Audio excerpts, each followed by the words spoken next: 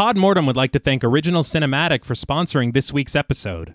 Original Cinematic is a production company that has made it their mission to create, produce, and promote films that are inclusive, honor women, promote the LGBTQIA+ community, and provide prominent positions and roles to POC actors and filmmakers, and promote the films of marginalized and underrepresented populations. These are all things that are extremely important to our podcast as well. Original Cinematic is proud to be a WGA signatory company, and they fully stand by the WGA and its members in their fight for extremely reasonable standards. Accordingly, they are not accepting scripts or treatment submissions at this time, but both William and Xxena Rush are available via email free of charge to discuss writing and provide input and resources to all aspiring writers. This information will be made available in the show notes. Ahead of the strike, William Rush has individually produced numerous projects including Coffee with Baba, Day by Day, They Slay, Before, Pack is Here, Abiquiu, The Winemaker, and Where Do You Draw the Line? 2 feature films, Group and Immersion, are slated for release this fall. Absolutely no picket lines will be crossed, and no collective bargaining agreements will be violated in the making of either of these films. And very generously, Original Cinematic is providing all Podmortem patrons with a special link to view these films. If arrangements can be made, they will even schedule a virtual or in-person screening for our patrons. We cannot thank Original Cinematic enough for their contribution to our show and the horror community as a whole. Now, back to our regularly scheduled program.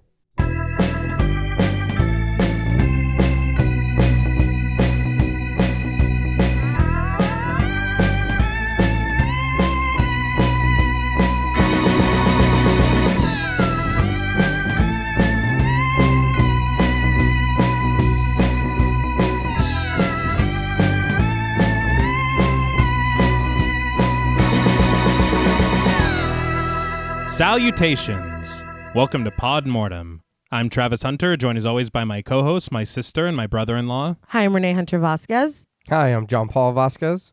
This week, we're broadcasting live from Aquatica Research Facility, discussing the 1999 science fiction horror film, Deep Blue Sea. This film was directed by Renny Harlin from a screenplay by Duncan Kennedy, Donna Powers, and Wayne Powers. Deep Blue Sea combines a fantastic cast with memorable sequences, impressive production design, and a marriage of practical and digital effects, resulting in an entertaining and action-packed thriller. While the film received mixed reviews from critics, it proved successful at the box office and in recent years has spawned 2 sequels. This film was suggested to us by friends of the show, Megan M., Kimberly Bass, Molly Gerhart, TJ Bronson, Kate Lamp, and Noreen S. This film was also the winner of our July Patreon poll, so thank you to all of our patrons who participated and voted. If you want to help us pick an episode, join us over on Patreon at patreon.com/thepodmortem. So, Deep Blue Sea, what were your first impressions on the film? So I came to realize that I've never sat down and watched this movie in its entirety. I've caught it on TNT, like bits and pieces, but that's it. I've never just sat down and watched it. That's surprising to me. Yeah, I thought I knew everything that happened, and I was like, oh, I don't. But this movie was pretty good. I have a little mixed feelings about it, but it's a fun time. There's CGI sharks. I mean, sometimes. Yeah, sometimes. Yeah. I know that Jaws did a really good job of like being afraid of going in the water, making you afraid of going in the water. Mm-hmm. This was, I guess, a different setting because it was, we'll get into it, but they are isolated. Yeah. I don't know. I mean, I don't know if it worked too much for me. You know what I mean? Yeah. Like, I'm like, okay, that's cool, but all right. But it is fun. It's the cast too. Holy shit, the cast. Like it seemed like every time they introduced somebody, I was like, oh shit, it's him. Oh yeah, and that guy. Oh my God. But it is, again, that's one thing that I will say is that the movie's very fucking fun. Mm-hmm. There are memorable moments and things that happen. So I'm very, very excited to get into this one. I remember watching this as a kid, and I know I watched it a few times, but what I retained was almost nothing. Like you said, I had completely forgotten the cast except for Samuel L. Jackson and LL Cool J. Those were the only people I remembered being in it.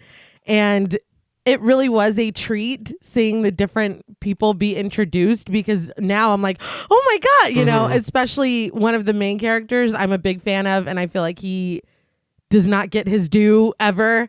No. So I was really excited to see him in this, and I don't think he'd been in much before, from my understanding, before this. Yeah. But no, this is pretty wild. It's kind of a difficult film to rate or to like review, because there are parts about it that I really like. There's a death that is the one thing that I never forgot. Yeah. I never forgot how shocked I was when it happened. There are these really great moments. There are a couple cool characters. There's interesting commentary about kind of fucking with nature and stuff like that. But then there's moments where it's like, stop. Stop that. So I mean, it's a mixed bag, but overall I think it is a fun movie. Yeah, and real quick, that's one thing I didn't know, and I was very surprised to see was LL Cool J was in the movie. Yeah. I didn't know that. I knew Sam Jackson. Yeah.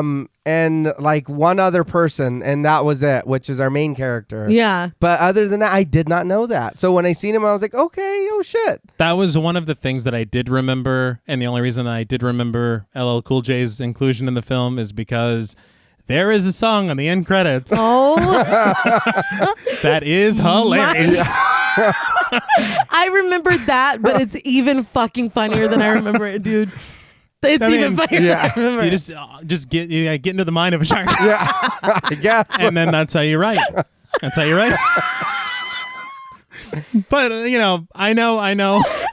We watched this film as kids, and literally the only takeaway that I had from it was the same as Reneé, Right. which was Samuel L. Jackson, LL Cool J, Yeah. and now he does really good in the film. Yeah. He does. Song's interesting, but The song was a bold choice. There's a choice. why is it like a shark's fin? Why is it I don't know. not just a shark's fin? Are you a shark or not?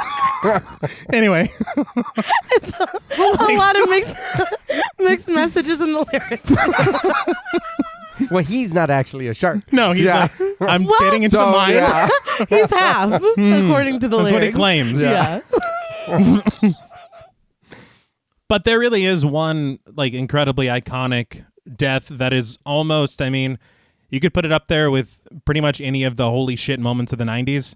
Definitely. And it really, really holds its own. And even watching it for the show, Right. I knew it was coming, and I'm still like, I can't believe they did this. Yeah, me too. It's shocking. Yeah.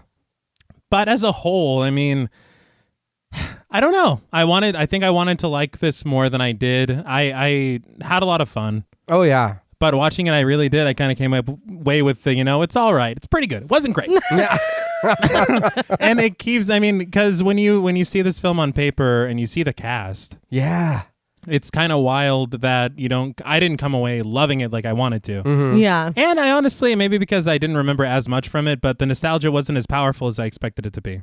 Okay. There were moments where I was like, man, but I forgot so much of it. Yeah. And I will say there are some scenes of underwater corridors that are oddly kind of cozy to look at. Yeah. And so, I mean, there are a lot of positives in the film. Right. I will say there are some pacing issues for me. Some. I think some of the film feels a little disjointed. It's a little long in the it's a little long in the shark tooth.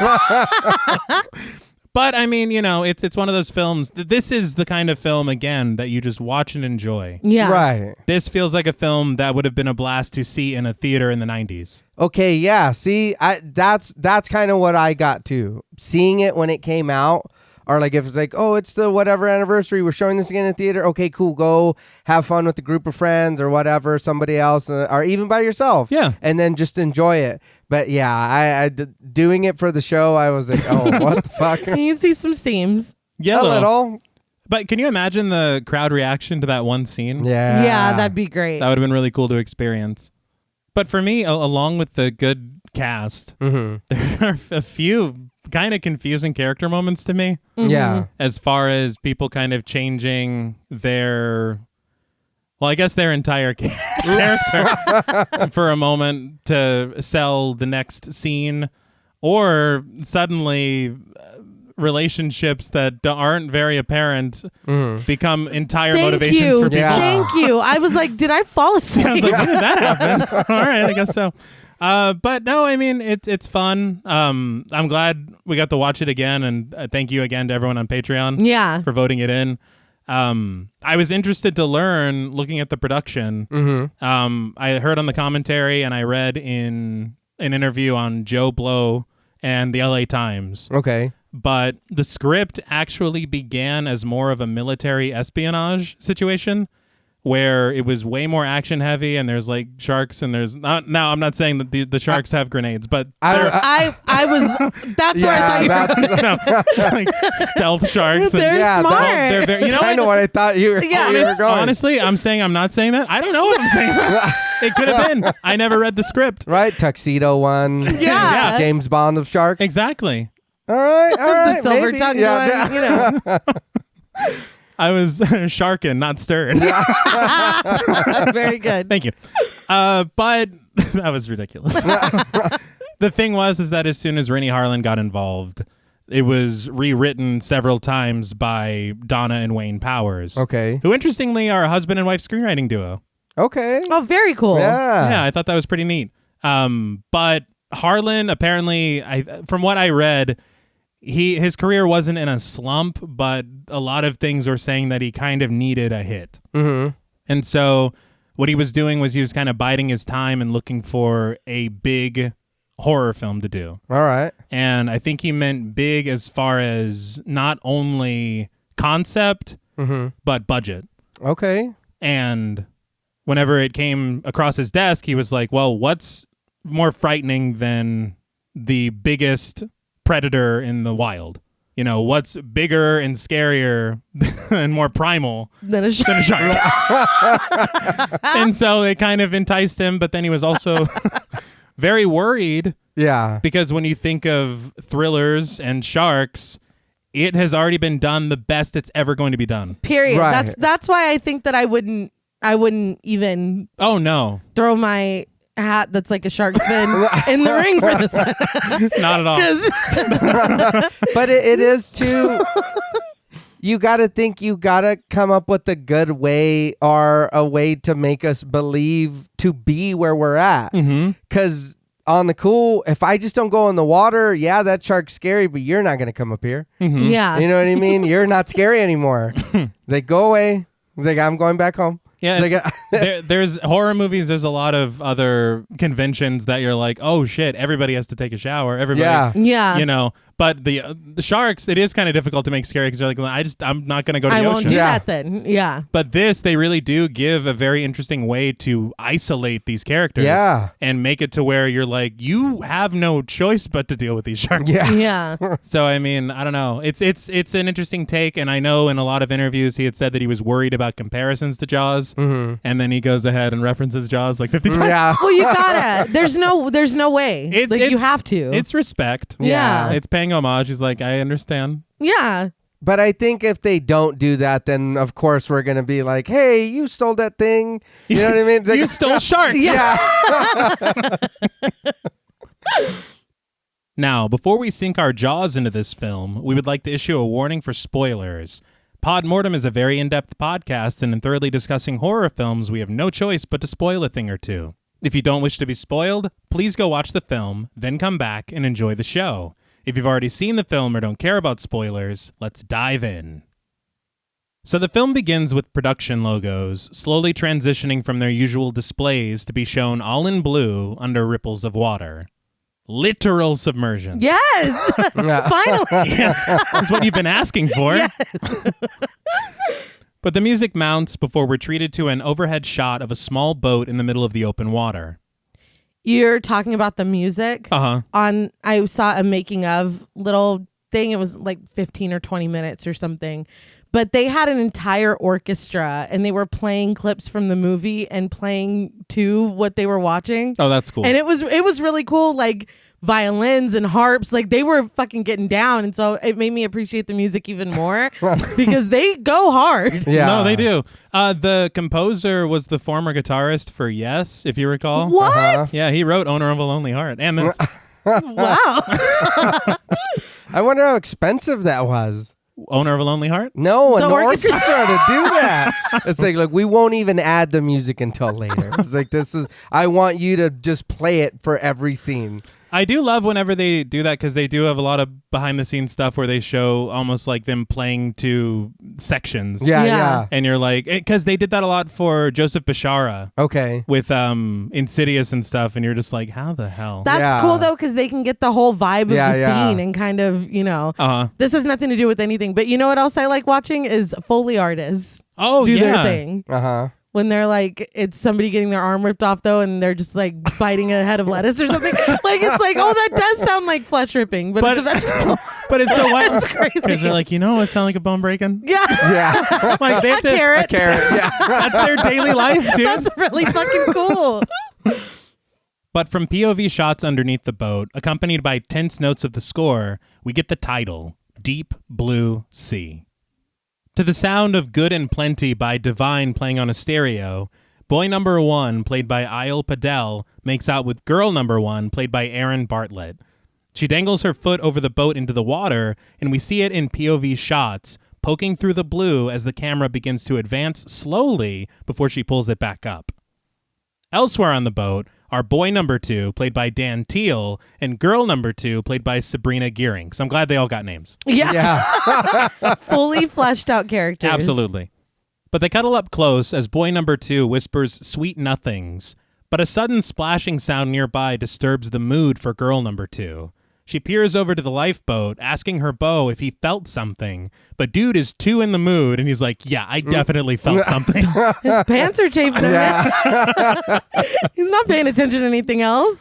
But he leans in to kiss her neck, and she just laughs him off and stands up to investigate. He follows her, wrapping his arms around her waist as they dance very awkwardly to the music. Dude. I was like, there was no music on set, was there? No. But they sidle up to the first couple and offer each other great lines, Oh my God. such as, we're having a party, man. Yep. Yep. And boat's rocking. You better believe it. This I literally have those lines written down Yeah. because I could not stop fucking laughing. is NPC behavior. Dude, as this was happening and I'm writing my script, I said, oh no. Oh, yeah. Is this what we're in I for? was so worried. But unfortunately for them, the boat does rock, shaking harshly from the collision of some large unseen force. This topples over a bottle of red wine, which rolls over to the edge, pouring its crimson contents into the sea in a nice bit of foreshadowing. Yeah. I was like, are the sharks going to think that wine is blood? Because I was about to get mad. I was worried too. I was like, maybe it's not foreshadowing. And it's just upsetting. But the boat continues to rock, the mast swaying left to right until everything goes quiet for a second. Boy number 2 tries to get everyone to just listen for a moment, but another bang is heard and felt through the bottom of the ship, which causes the stereo to slide off the edge of the ship, sending Divine into the briny deep, along with a teddy bear that was sitting on the sound system for some reason. Yeah. Yeah, I was like, you got us out here on some Always Sunny implication shit, and now we got a bear floating in the water like it's fucking Breaking Bad. I take me back to land. I literally I said, is this season 2 of Breaking Bad? Very specific. Take me back. Well, they're like, what is that? Turn the music off. Yeah, Maybe turn the music off and listen. Well, but the music makes it less scary. they're trying to Oh. awkwardly dance over here. You need music. But the teddy bear did get its own shot. Yes. A tragic descent. But the boat creaks and heaves in the water as another loud crash is heard beneath the deck. The couples reach higher ground as best they can and wait silently for a moment until out of nowhere, a large shark bursts through the wooden boards of the deck, sending water and shards of splintered wood everywhere. The couples tumble into the water, splashing and screaming as soon as they resurface. The shark swims away from the boat, and the frightened quartet sees the fin of the shark gliding through the water under the light of the moon. The music grows frantic as one of the couples reaches onto the boat for rope to pull themselves up, with the shark right on their tail. Its mouth hangs open, ready to take a bite at a crime, when it is suddenly struck with a harpoon. And then another. We see the man wielding the gun is Carter Blake, played by Thomas Jane. This is who I was talking about. Yes. I love Thomas Jane, and I feel like he is an underrated king. Yeah. He does not get his due ever. I was not expecting, and like I said, I remembered after seeing it, but I forgot for a second that the Punisher was in the movie. Yeah, I didn't remember him being in this at all. Yeah, he seems more like a land guy. I was like, I didn't know you were fighting crime on sea too, or was like, Is this a spinoff? yeah, or? I was like, I don't know what's happening here. It's like your hairdo though, man. He's pretty blonde. Yeah. I will say, I just watched 1922 recently. Dude. Okay. And he seriously, when you say underrated, dude, you were absolutely. Yeah. Yeah, he's great. He I just don't get it. transforms himself in 1922. He does. He's just great. Wasn't he on Arrested Development as well? He was. He's great. He sure was. And of course, The Mist. Of course. Yeah. Where, You know, well, let's say hasty decisions were made. Maybe wait more than 5 seconds. I don't know. But the shark is unable to move, thrashing in the water in vain for the rescued couple. So this is clearly, at least the director had said, an homage to Jaws. Mm-hmm. And I thought that it was going to end the same way. Right. I didn't expect for them to be rescued at all. Yeah. But the scene does just kind of end here. it Yeah, does. that's They should be very grateful because their behavior was. The shark is coming toward them, and they're just like, huh? Like you said, like NPCs. Yeah. Like that was. Get on the fucking boat. Why are you just still floating there and kicking your legs? That shark was like literally looking at her ass. It was like coming. No, yeah. Yeah, in full force. No, dude. I was frustrated. I don't know if that was the shark or the cameraman, but Either way. I will say I expected at least thanks for saving me. Yeah, something. Nothing. One of the little waves. Yeah, and they just swim away. Yeah. But there was nothing. No, it was just over. Doesn't it just change what we're looking at his face? Yeah. Yeah. And then he's got a look on his face that you're like, oh, this is more important than what we just saw. But we immediately cut to a helicopter in the sky at sunrise, landing on the helipad of a skyscraper. Out of the helicopter steps Dr. Susan McAllister, played by Saffron Burrows, as triumphant music plays. She clearly means business. Yes. And it was driving me nuts. She is Love and 40's mom from You. That's right. Yes. So if you were also like, where the fuck do I know her from? That's where you know her from. I do want Recently. to say, I think she does great in this film. She plays a kind of complicated character. It was not complicated to me. Well, I mean, there's certain complications, All right. Yeah. motivations, and action. Okay, that. Yeah. Yeah. But I will say they were talking on commentary, and they were like, they said, okay, the helipad that they land on, Uh-huh. it was shot in Mexico. Okay. And the surrounding buildings were composited in from Los Angeles. Mm-hmm. And as he was saying it, I was watching and I was like, oh, wow, you really can't tell. And then you get the shot where the helicopter clearly looks in front of a blue screen. Yeah. And I was like, oh. No, you can't tell. And then he's like, and you can't even tell. I was like, oh, Okay. All right. Sometimes. And I think that's the thing with this film that happens a lot. Yeah. Where some things look fucking great.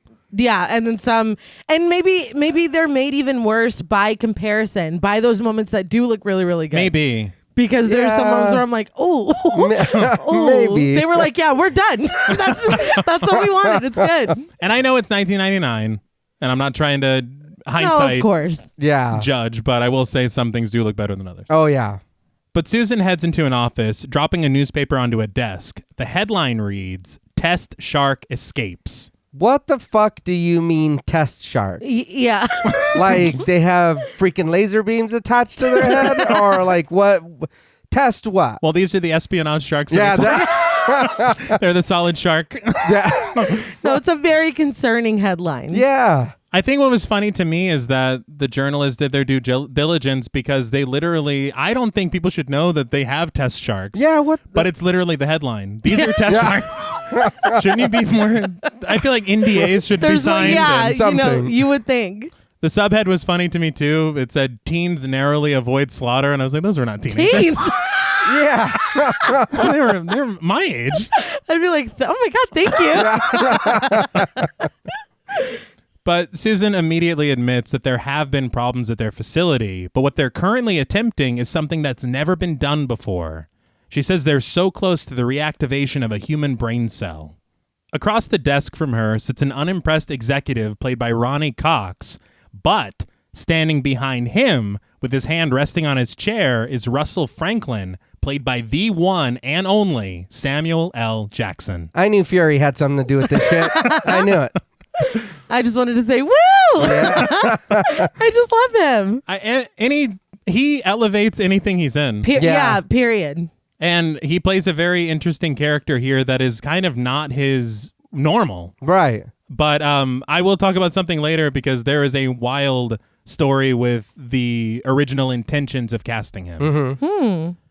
But Franklin tells Susan that the $200 million that he's already sunk into this company is due in great part to her research.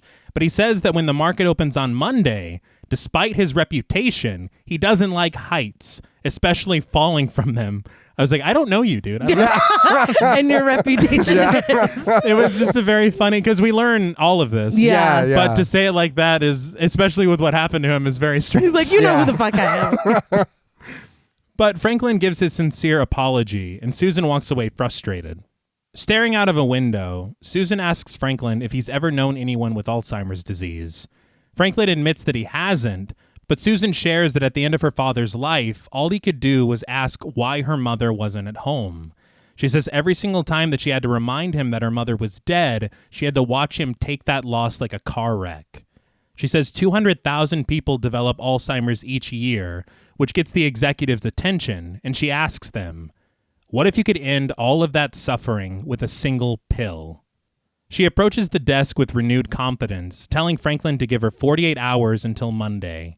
She promises results and says that if she can't deliver, she'll help him pack up the lab herself. She tells him that it's his call and leaves before she can get an answer.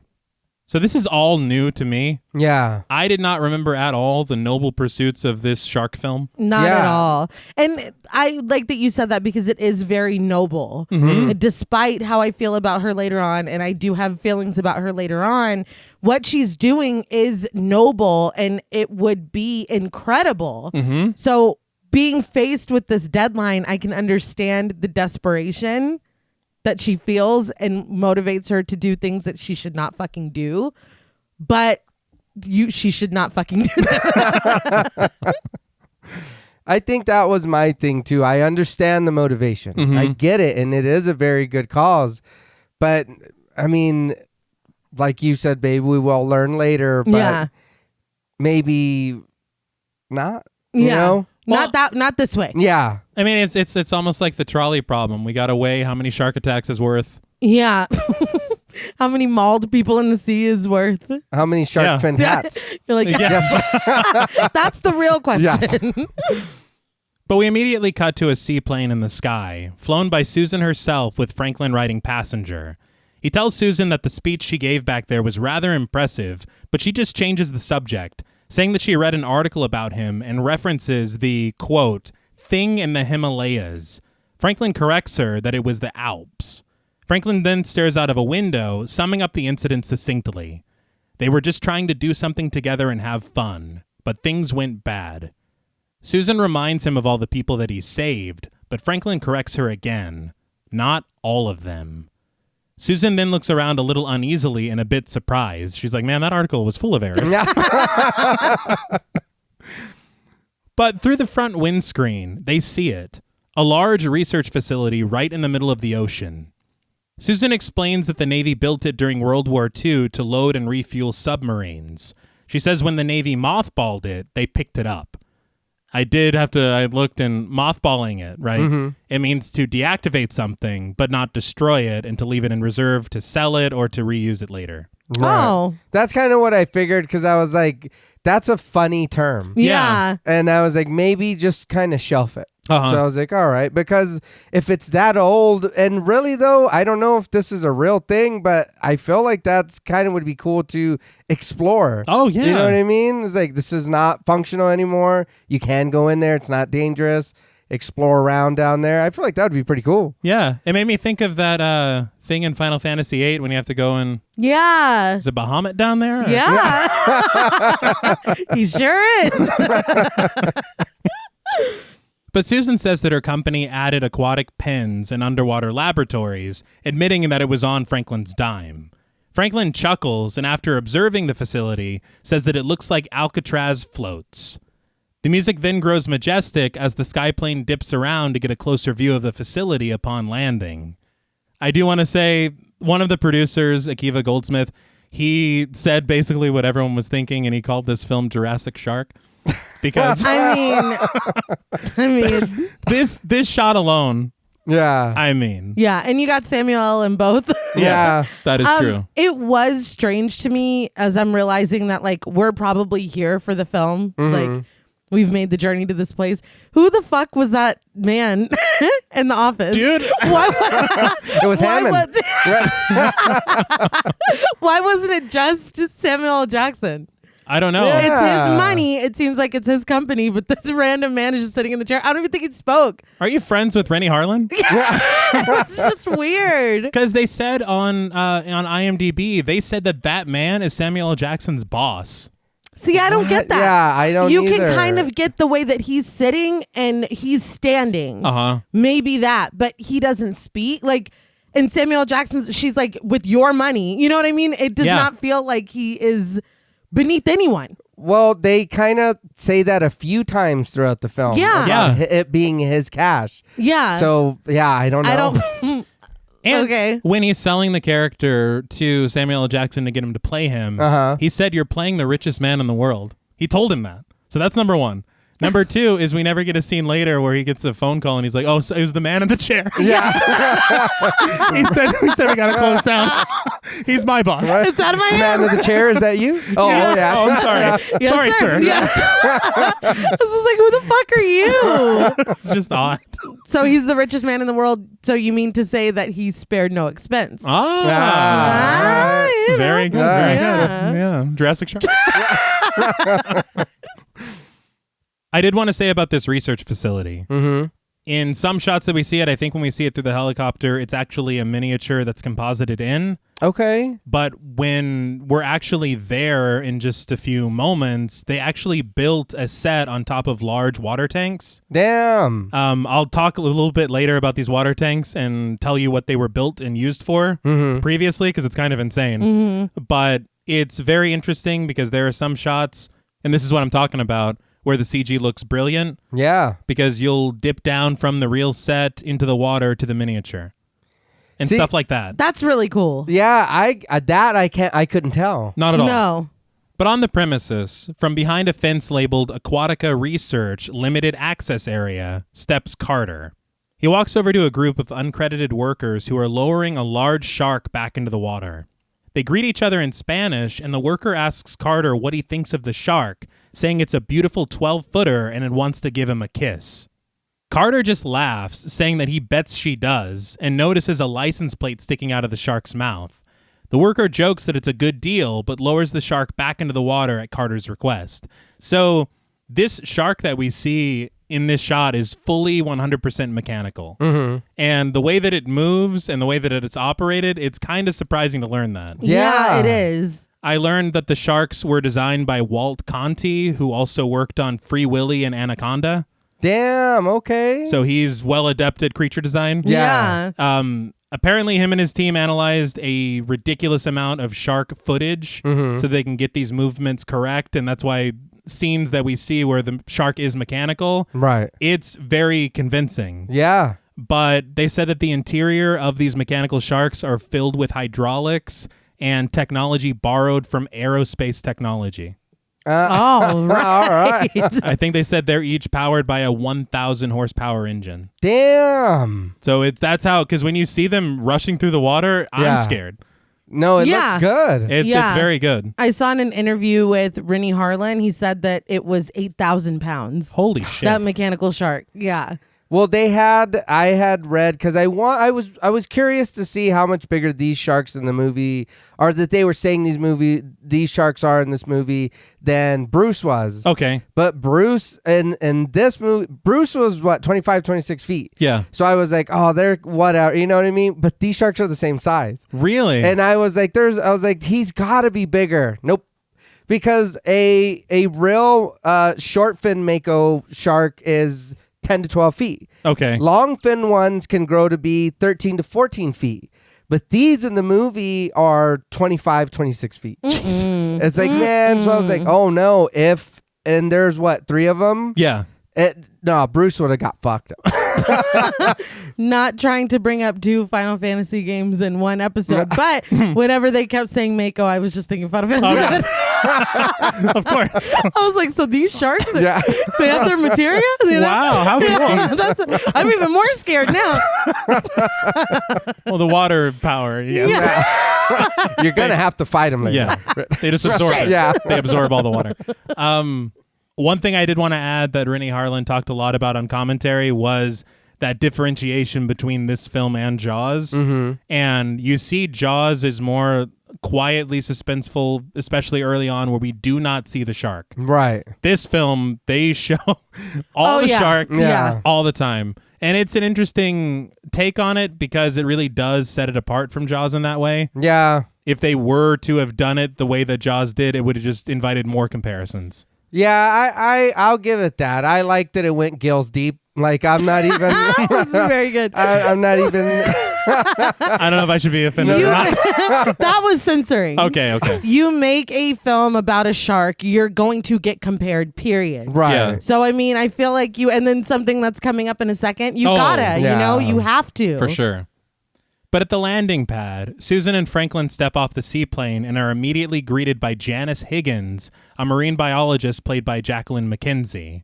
And you might remember her as Dr. Weaver on *Malignant*.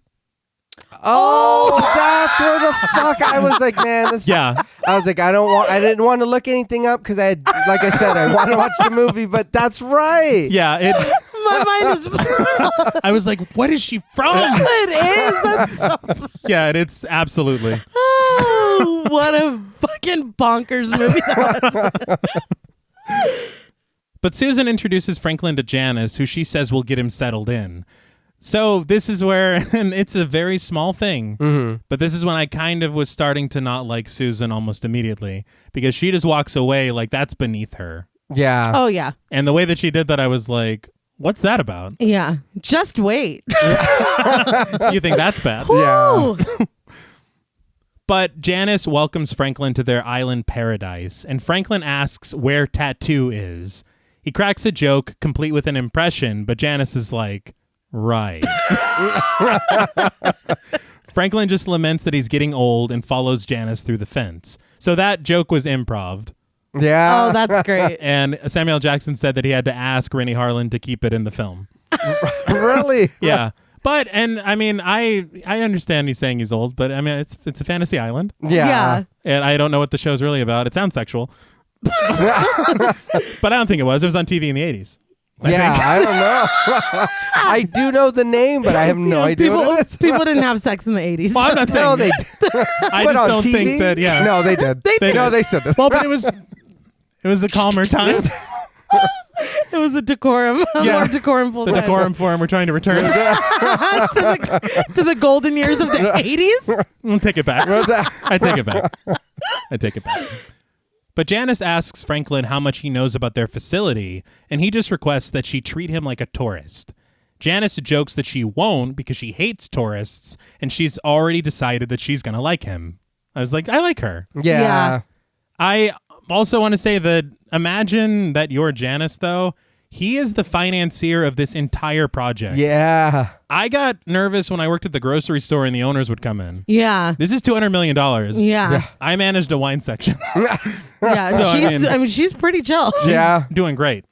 But Janice closes and locks the fence behind them, which seems to bother Franklin a little bit. He kind of looks back with a little bit of worry, and the music grows kind of foreboding. I didn't know it's just a fence, but he was really... I think it's the immediate locking of it. Maybe he's like, oh, this actually is kind of dangerous, you know? But you should know. Yeah. He should know, but he clearly hasn't been out here. He didn't even know what it looked like. Yeah, but even hearing that, what's my money being used for? Oh, we got this we bought a floating island out in the middle of nowhere with sharks in it. Yeah, it's filled with sharks. Yeah, test sharks. Like, yeah, even worse. Yeah. They got laser beams and shit. Like, so yeah, and that was wild to me to begin with, that he dropped $200 million on this place. Yeah. And he's like, so what is this island? He's the richest man in the world. I'm sorry. Or his bosses. The man in the chair. Yeah. But in the deep waters in front of the facility, Franklin notices Carter swimming beneath the surface. His reaction to this is muted until he sees a massive shark swimming nearby, right on Carter's tail. Franklin shouts, "Hey!" But nobody else seems to meet his urgency.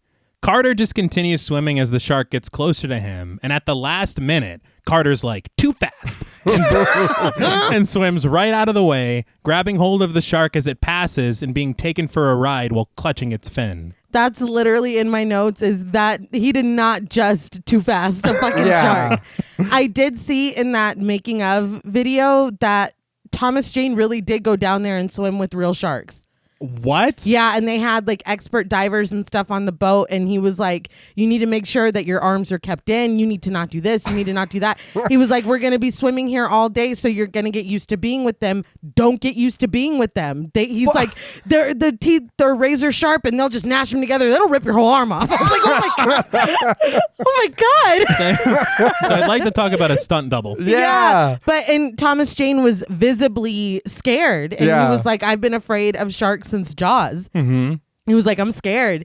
And so when they finished, he came back up and he was like, I survived. Well, how are you going to tell me get used to him, but don't get used to him? What? Like, he's like, don't get complacent. Like, we can go all day without an incident, but don't get lazy. Don't get, Okay. Because they had him, and I think, I know that Renny Harlin went down as well. Mm-hmm. But they were swimming to a cage, but they swam with the sharks to get to the cage. And I mean, that's a lot. Yeah. And it was him. I mean, it was Thomas Jane. Yeah. I don't think any movie is worth that.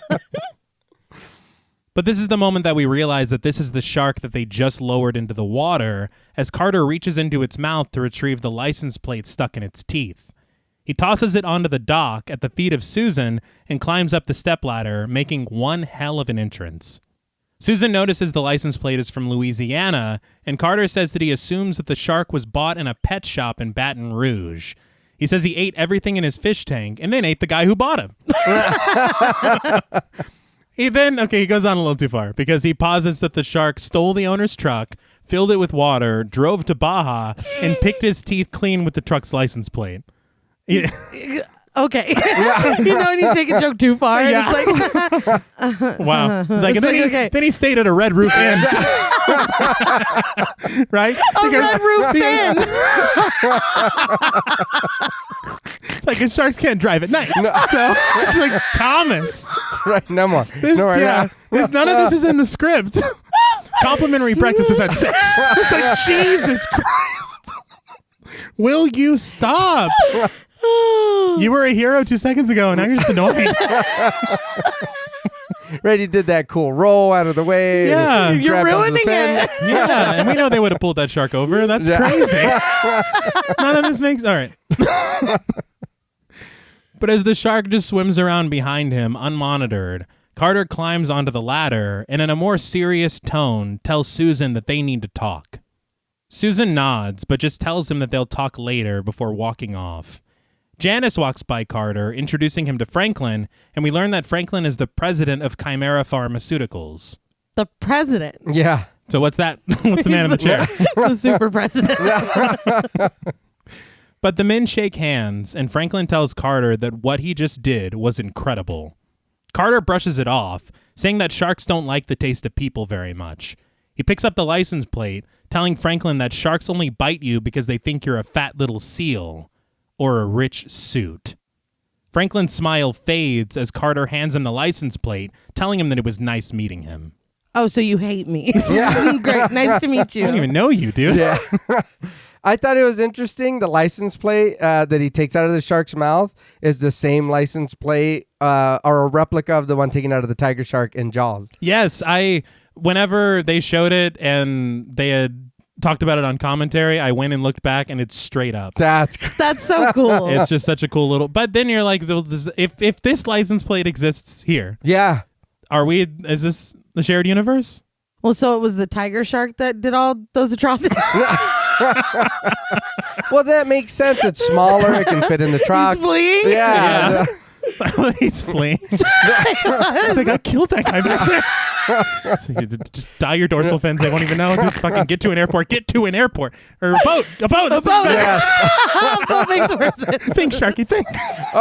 Oh, so then he was trying to just get on the boat. Yeah, that's it. He's trying to escape. Get me the fuck out of here. But after Carter walks away, Franklin sarcastically remarks that this is a friendly place. But Janet says that he got full sentences from Carter. Usually he just kind of nods. All right. I mean, they were rude sentences. I'd rather get a nod. Counts, yeah. But she cuts to the chase, saying that word gets around fast and she knows why he's here. Franklin asks her if the shark that Carter just wrangled was the shark that escaped, but Janice says no, and that small sharks like that are the normals. She directs his attention to another area of water where they keep the test sharks. 2 first-generation sharks and 1 second-generation female. Did she just say that shark was little? Yes, she did. That's concerning. Yeah, I was taking a full-grown man for a ride, but yeah. Yep. Oh, look, it's so little. Well, the second gen, that's Yeah. so they're just kind of reproducing now, huh? I've never heard. So are these sharks were born here? Or? Yeah, I don't. I do not know. Because it really surprised me that they were calling them like first gen and second gen. Yeah. Like they're iPhones or something. It's a shark. Yeah. The first gen was like 1 million years ago. So I'm confused by that a lot. Or is it the same model? Yeah. I mean, Yeah, very confusing. I don't know. And we don't find out. But the camera hangs overhead as we see a large disturbance under the water as one of the sharks swims by. Janice says that beneath the glassy surface of the water is a world of gliding monsters. We get a POV shot from one of those monsters, scoping them out. She admits that it's scary, and Franklin agrees. But just then, a call goes out over the radio tower. We cut to the tower, where Brenda Kearns, the tower operator played by Ida Turturro, tells the captain of a transport vessel that she's picking up a small storm on her radar about 30 miles out. Not Janice Soprano. Yes. I was very excited. I feel bad because there's somebody named Janice in this movie. I know. Yeah. And so there were so many times that I typed Janice for Brenda in my notes, and I had to go wait, back. that's not you. And I thought Under the Boardwalk. And I couldn't stop laughing when Tony got what was coming to him. He did. He deserved a punch. He deserved it. Fucking asshole. I seen her and I was like, I know she looks really familiar. Uh-huh. So I did look and I was like, oh, they're gonna love that. Absolutely. But the captain copies, saying that they'll be all right out there. Brenda is all smiles, so I assume she either loves her job or is nursing a crush on the captain. My note is she loves her job. But she presses a button on her stereo, and I can see clearly now by Johnny Nash begins to play as she dances in the window of the tower. A large batch of workers are seen getting onto the transport vessel, saying goodbye to Janice on their way.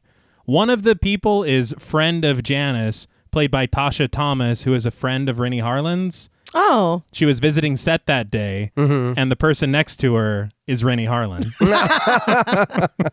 He said they had to do like 20 takes just getting him to walk proper. Damn. He goes, I will never be in another one of my films. Oh, wow.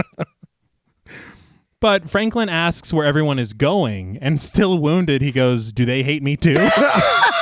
me. I felt that. No, yeah. But Janice says that they're just going home because they run a skeleton crew on the weekends. But they probably do hate him. She looks off in the distance and points to Dr. Jim Whitlock, played by Stellan Skarsgård, calling him the most brilliant man ever. Not Papa Skarsgård. I was not Man, expecting to see him. He is great. Man, I see. I didn't know that. I don't know him as Yeah. you Papa. know. Pennywise is dead. I was like, hey, he's in the Thor movie. You know? Yes, what I mean? he is. I was like, yeah. So I got pretty excited, and then when I told your sister, she was like, "Oh yeah, it's the Yeah. dad." I was like, "Oh shit!" Yeah, he started it off.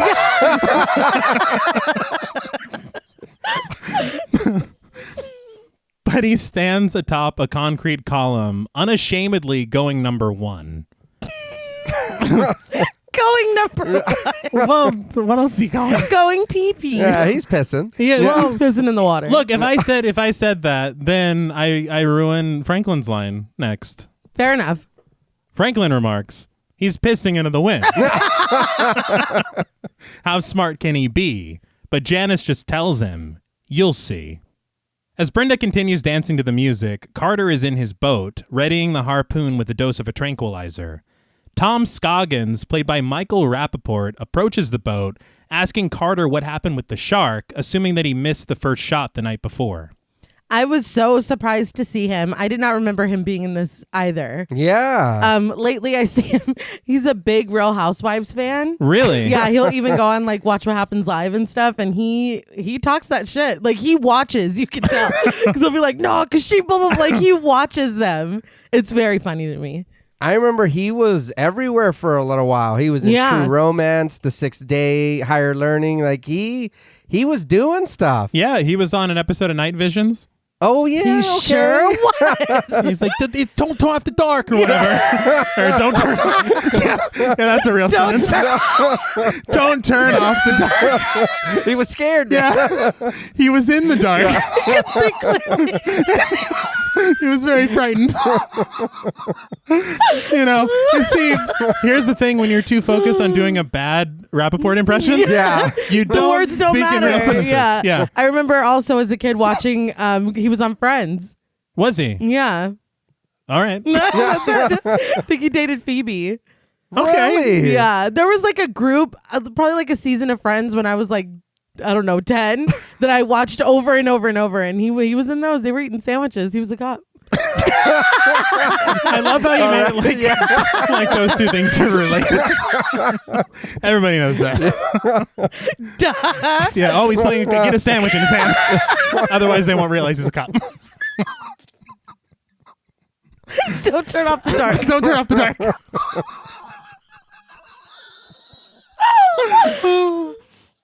But Carter tells him that it took 2 shots to slow the shark. It was don't leave me in the dark.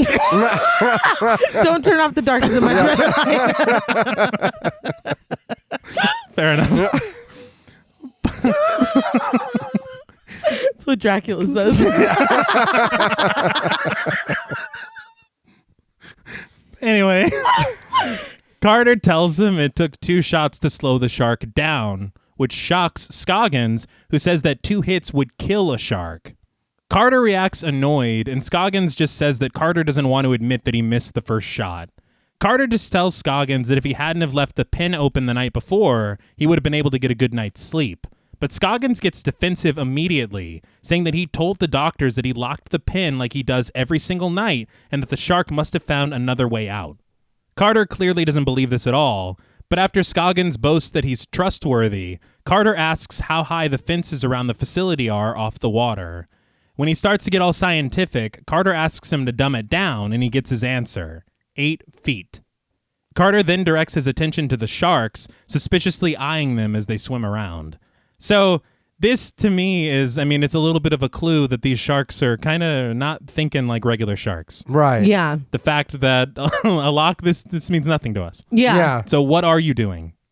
Well, I think they do it in a clever way because we don't know Scoggins. No. So maybe he did forget, but it plants that seed of like, maybe he did. Maybe he didn't know. Well, but he has a nightly routine. He locks the gate. He turns off the dark.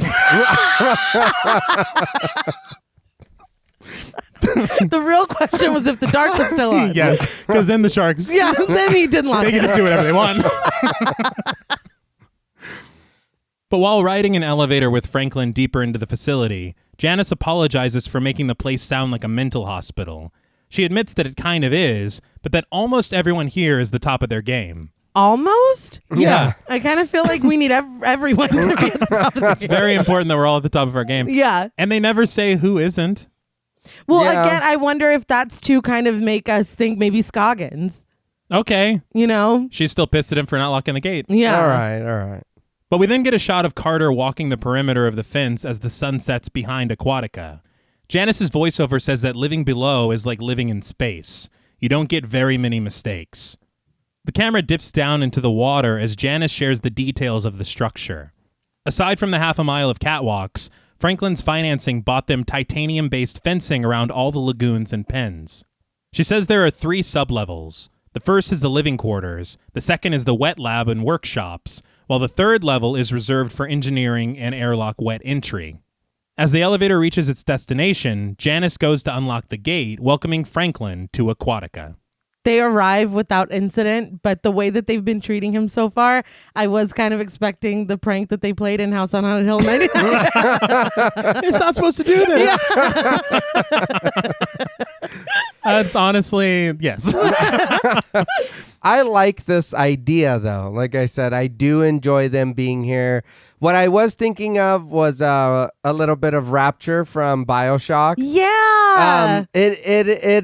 This is a cool little setting. I will say that I do enjoy them being here in this little facility. BioShock is so good. It is.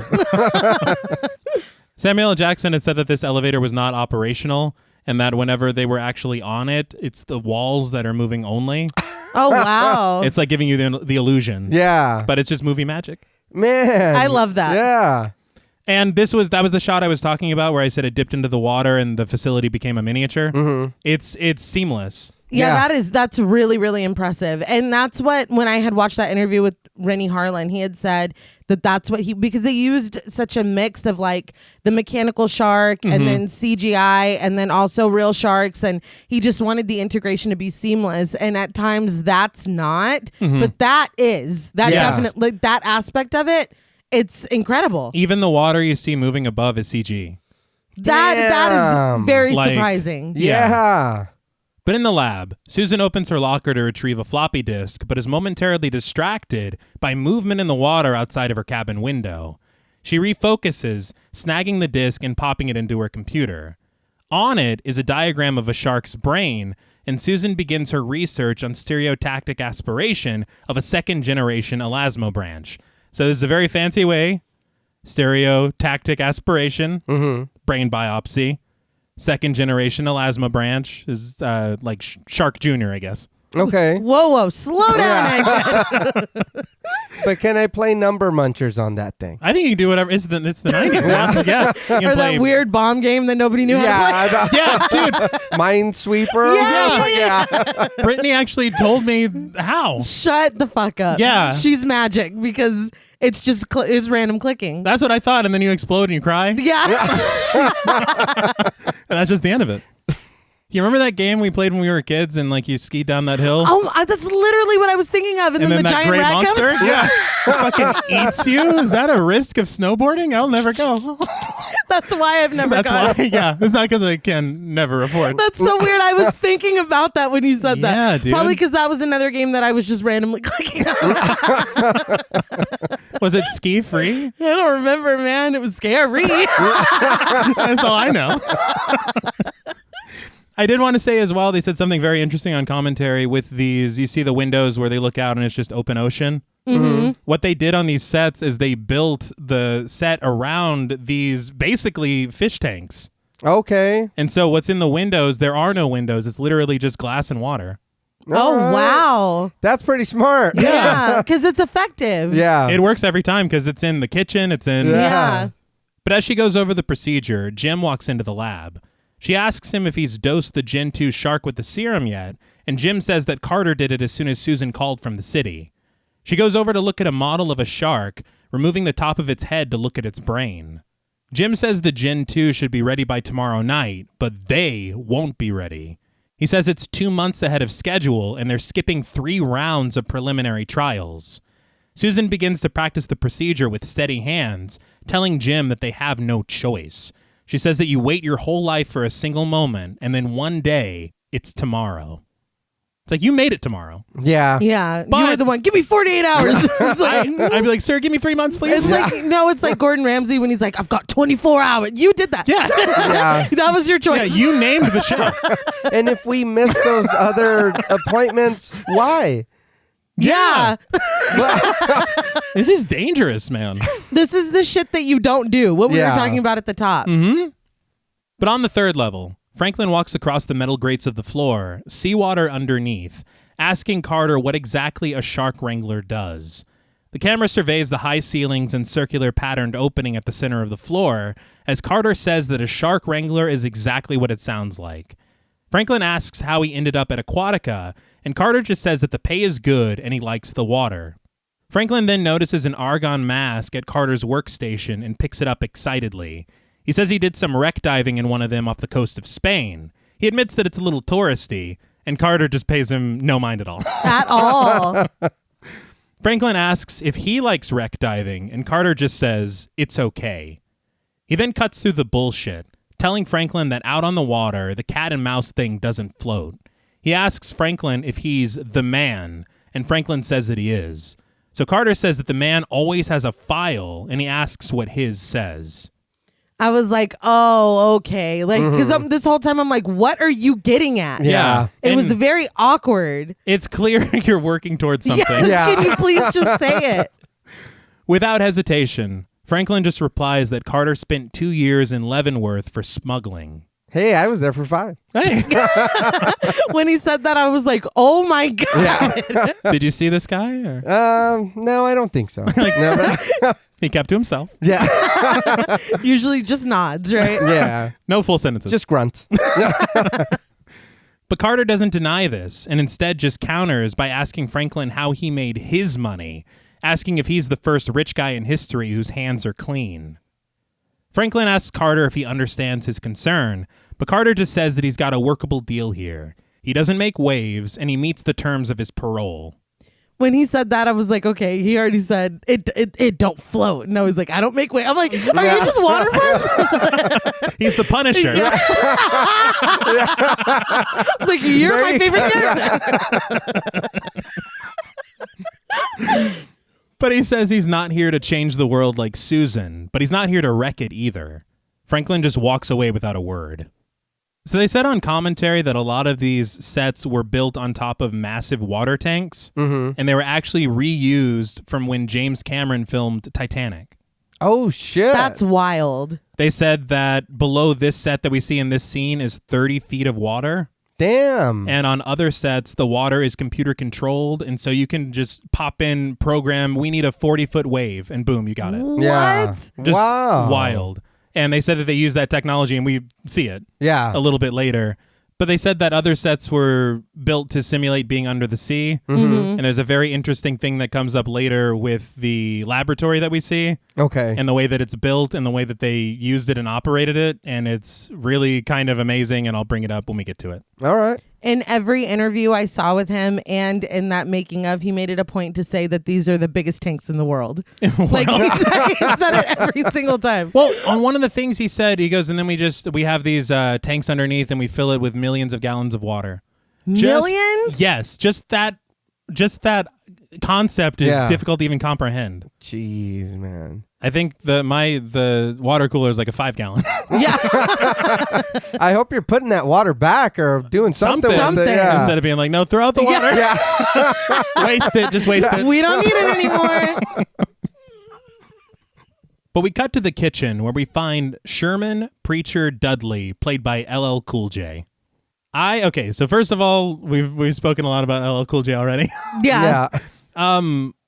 I think he does great in this film. Mm-hmm. Yeah. I was very surprised to learn on commentary that when the script was originally written, it was supposed to be 2 chefs in this thing, and it was playing off of each other, a dynamic the entire film. Okay. But the thing was, they didn't know who was going to be cast as the second chef, but the part of Preacher was originally offered to Samuel L. Jackson.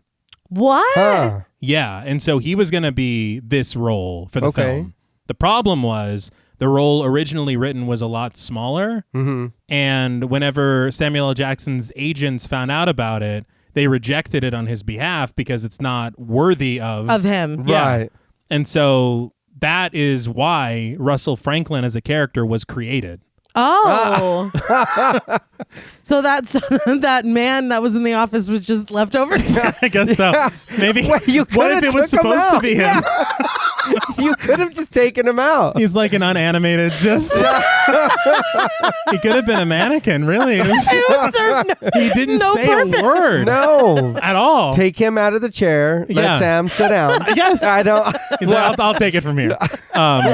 It was funny to me though that everybody else went home and they run a skeleton crew, but they needed the chef to stay. Oh, yeah. Yeah.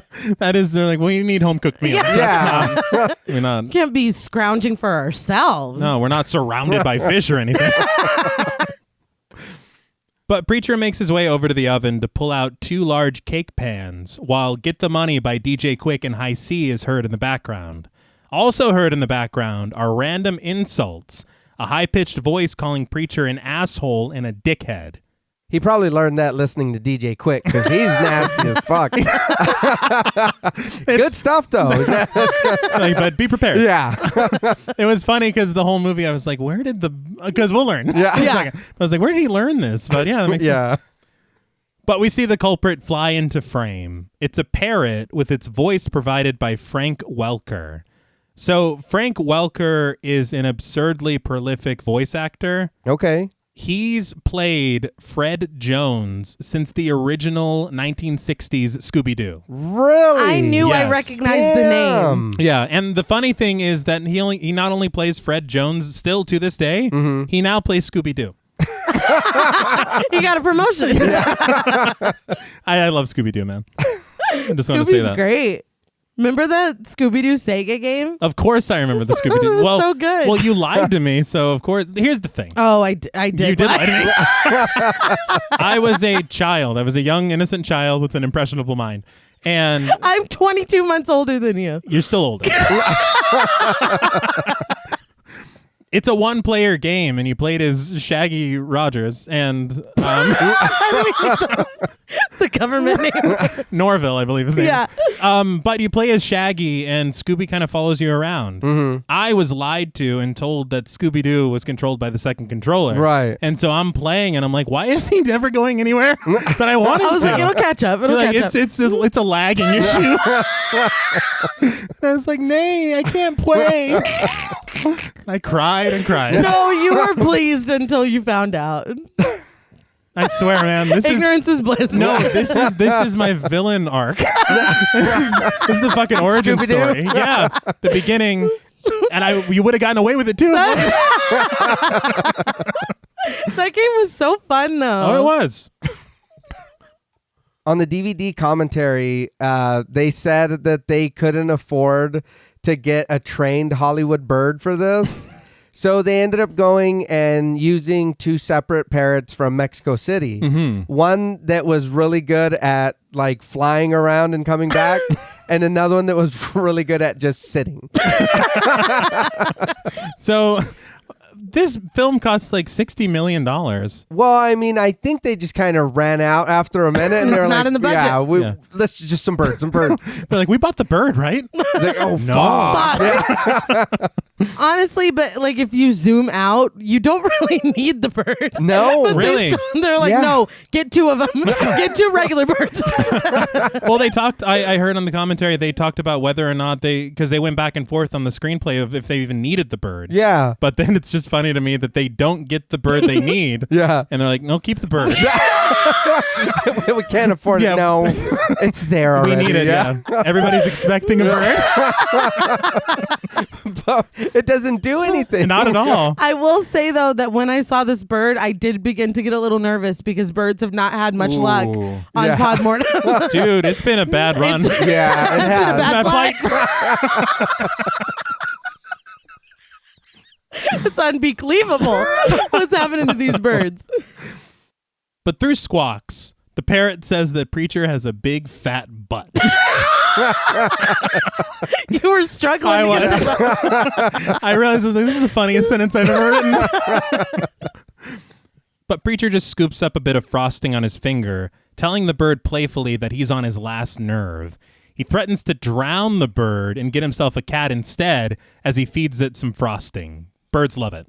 I gotta say, the amount of angles and the length of time that we spent watching this bird eat icing, I was like, okay, all right. You know what happened is the second bird got jealous, and so they're like, no, Yeah. get him. Yeah. We'll shoot both birds. We gotta get both of them. Right, they both need frosting. Yeah, they've earned it. Yeah. It is pretty unsanitary as well for him to be cooking and this bird's just hanging out. Because like later we see him, he's like sitting in a bowl. Yeah. It's like And if birds are known for anything, it is shitting indiscriminately. Yeah, no I just shit. got shit on a bird. You shit on a bird. I just got shit on by a bird. You did what? Yeah. A bird shit on me a couple months ago. You're changing the story a little.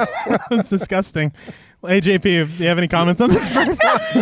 Because we're just going to freeze me out. I don't know what she's talking about. Yeah, that's weird as hell. She's shitting on birds. I don't know how she got up there. She's disgusting. All right. But just then, loud rumbles are heard outside, and Preacher directs his attention to the kitchen window. Staring out into the water, Preacher says it's feeding time. The camera pushes through the window and across the way through the water to find Carter in diving gear, swimming through a fenced-in corridor to the shark pens. Scoggins calls in on the radio that he'll release the tiger shark in 30 seconds, and Carter copies. Scoggins then walks across a catwalk, asking the other sharks if they're hungry before he pushes a lever, dropping the tiger shark into the water. It's the fastest 30 seconds ever. Yeah, you're right. Carter peers through the fence, watching transfixed as 3 sharks devour the tiger shark in moments, ripping it to shreds as blood imbues the blue hues of the sea. That was a great line. Thank you. Yeah. Is this okay? That's cannibalism. Yeah. But I think in the animal kingdom, they kill, not that they killing each other all the time, but I think they're, you know what I mean? I don't know if they're even going to really eat them. They're probably just killing them to kill them. Oh, you don't belong here. Let's get rid of you. It just Wow. seems wrong. Yeah. It just seems wrong. Remember on was it like the South Park, or no, was it Comedy Central? I can't remember, when they were feeding that pig bacon. That's cruel. And we were like, Yeah. this is not the South Park guys. Yeah. We were like, this is wrong. Yeah. Somebody stop Shouldn't this. be watching this. But this sequence is kind of what we're talking about with the amalgamation of all these different mediums. Mm-hmm. Because we have combinations of real sharks that were shot on film in the Bahamas. Okay. We have mechanical sharks that were shot in the tanks on the set. And then completely CG sharks. And they said that they hoped that people wouldn't be able to tell the difference. Yeah.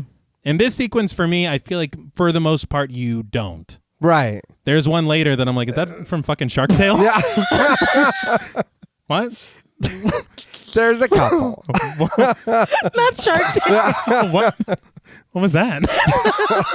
There's a couple times. That shark from Nemo. What the hell?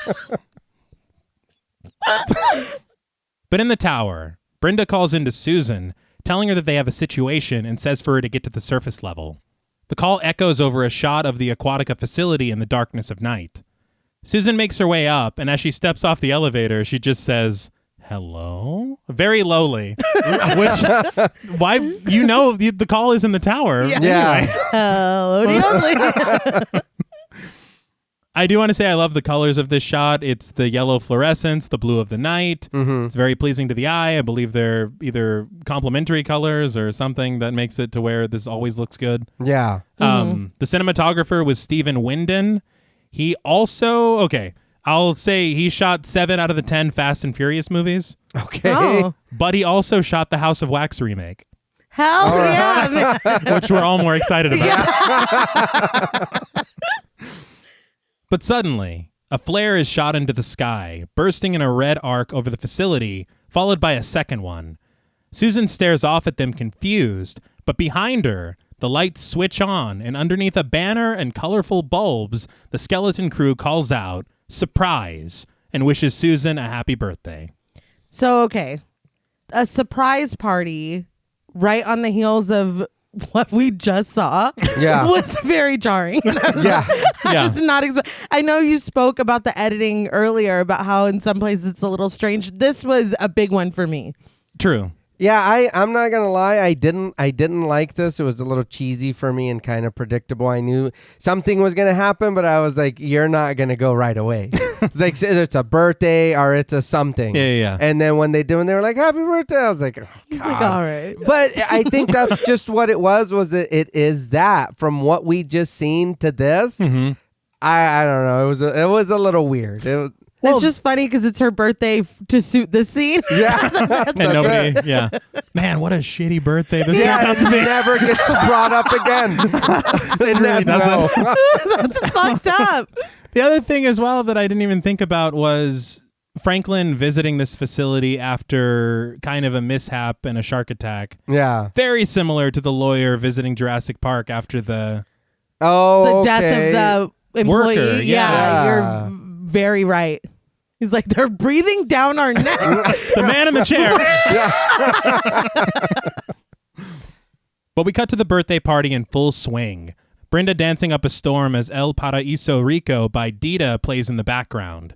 Preacher talks shit about the music selection, but in a wide shot, we see everyone else grooving on it. I was like, why do you hate it? Yeah, I didn't understand that. He's probably mad because everybody else gets to party and he's working the bar. Yeah, oh, yeah. I'd be fucking mad too. I was like, why is he still working? He's still in his whites and Yeah. everything. He's like, I didn't even get to pick the music. It's just- Yeah. I was like, this doesn't seem fair. It was wild to me because I thought that he was just there with everyone. Right. Because you see him in the shot before when he's there wishing happy birthday. Yeah, yeah. And they're like, no, get to work. Get behind the fucking bar. It's like, what? Right, your 30's been over. Yeah.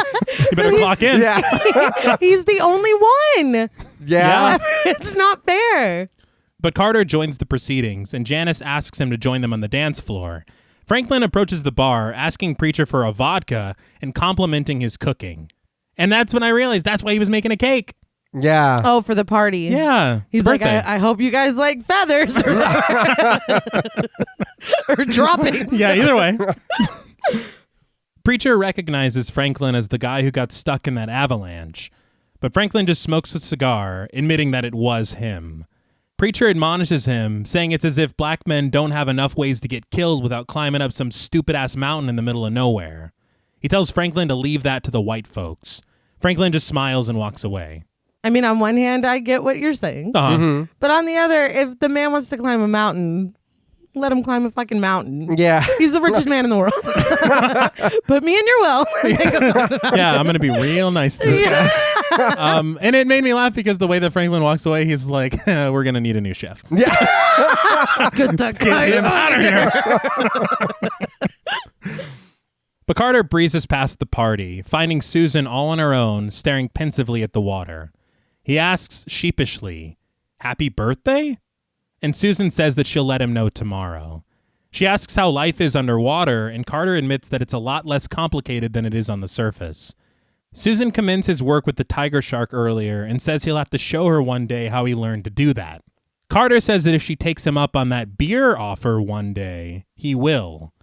Susan purses her lips a little, telling Carter that he knows that she's all work. But, like he said, one day. Okay, so we're doing a will they, won't they thing in the middle of all of this? Apparently. Apparently. Don't care for it. No. No. I care. Well, we'll talk. We'll talk later. But back at the party, Janice shares a few facts about sharks with Franklin. Not only do they never get cancer or go blind, but they also never show any loss of brain activity as they age. Jim adds that sharks are the oldest creatures on the planet, from a time when the world was just flesh and teeth. It's a very terrifying way to put it. Everything that he says is the most terrifying way to put it. Every Whatever time he's saying. he opens his mouth, you're like, Jesus Christ. Yeah. And now I'm scared. Thank you. Thank you. He's making it a horror film. But Janice explains that with the use of a hormonal enhancer, they increased a female shark's forebrain to 5 times its normal size to harvest more protein. She says that the protein may reactivate, but Jim corrects her. It will. Janice crosses her fingers, saying that the protein that will reactivate human brain cells is stored in the forebrain of the shark. Franklin answers almost sarcastically that he's amazed that they've come so far without genetic tampering. Janice says that genetic engineering to increase brain mass is in direct violation of the Harvard Genetics Compact, not to mention Chimera Company policy. But did you not just say that you added hormones? You added hormones to increase the size of the brain. Wow. No, but you just said that. You did. And so he's like, but you didn't even. But she did. They did. But then later she's like, motherfucker.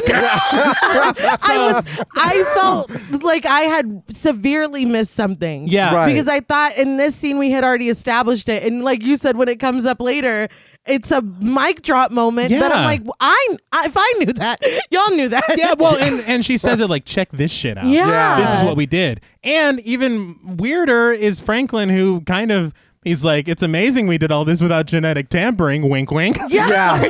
He clearly knows genetics have been tampered with. We did. Yeah. I'm so glad because that confused me a lot. The way that they react later. No, yeah, I thought that maybe same thing. I was like, did they say and they didn't mean to say that? Yeah, But I'm you like, did tell us that already. Then I Yeah. misheard something, but I didn't, right? Yeah. Okay. And then I was a little confused because I'm like, okay, so they're making it sound illegal. And I was like, maybe that's why they're on the water and they're only subject to maritime law. Right. Like, where's Cherith? Cute story when you need him. But I didn't understand because I didn't know if Franklin was testing her to ask that question. Right. Or if he's like, we all know we're breaking the law. So I didn't get it. I know what you guys are doing. Yeah. This is highly illegal and unethical, right, guys? Well, I was curious, so I did look it up, and it is a thing. You can't but it goes a little more deeper than that. Okay. But it is a thing. You're not allowed to do the embryo switching and the implanting and this and that. But I was like, oh shit. Like cross. Yeah. Well, so I mean, yeah, we should. yeah. Yeah, it's probably not wise.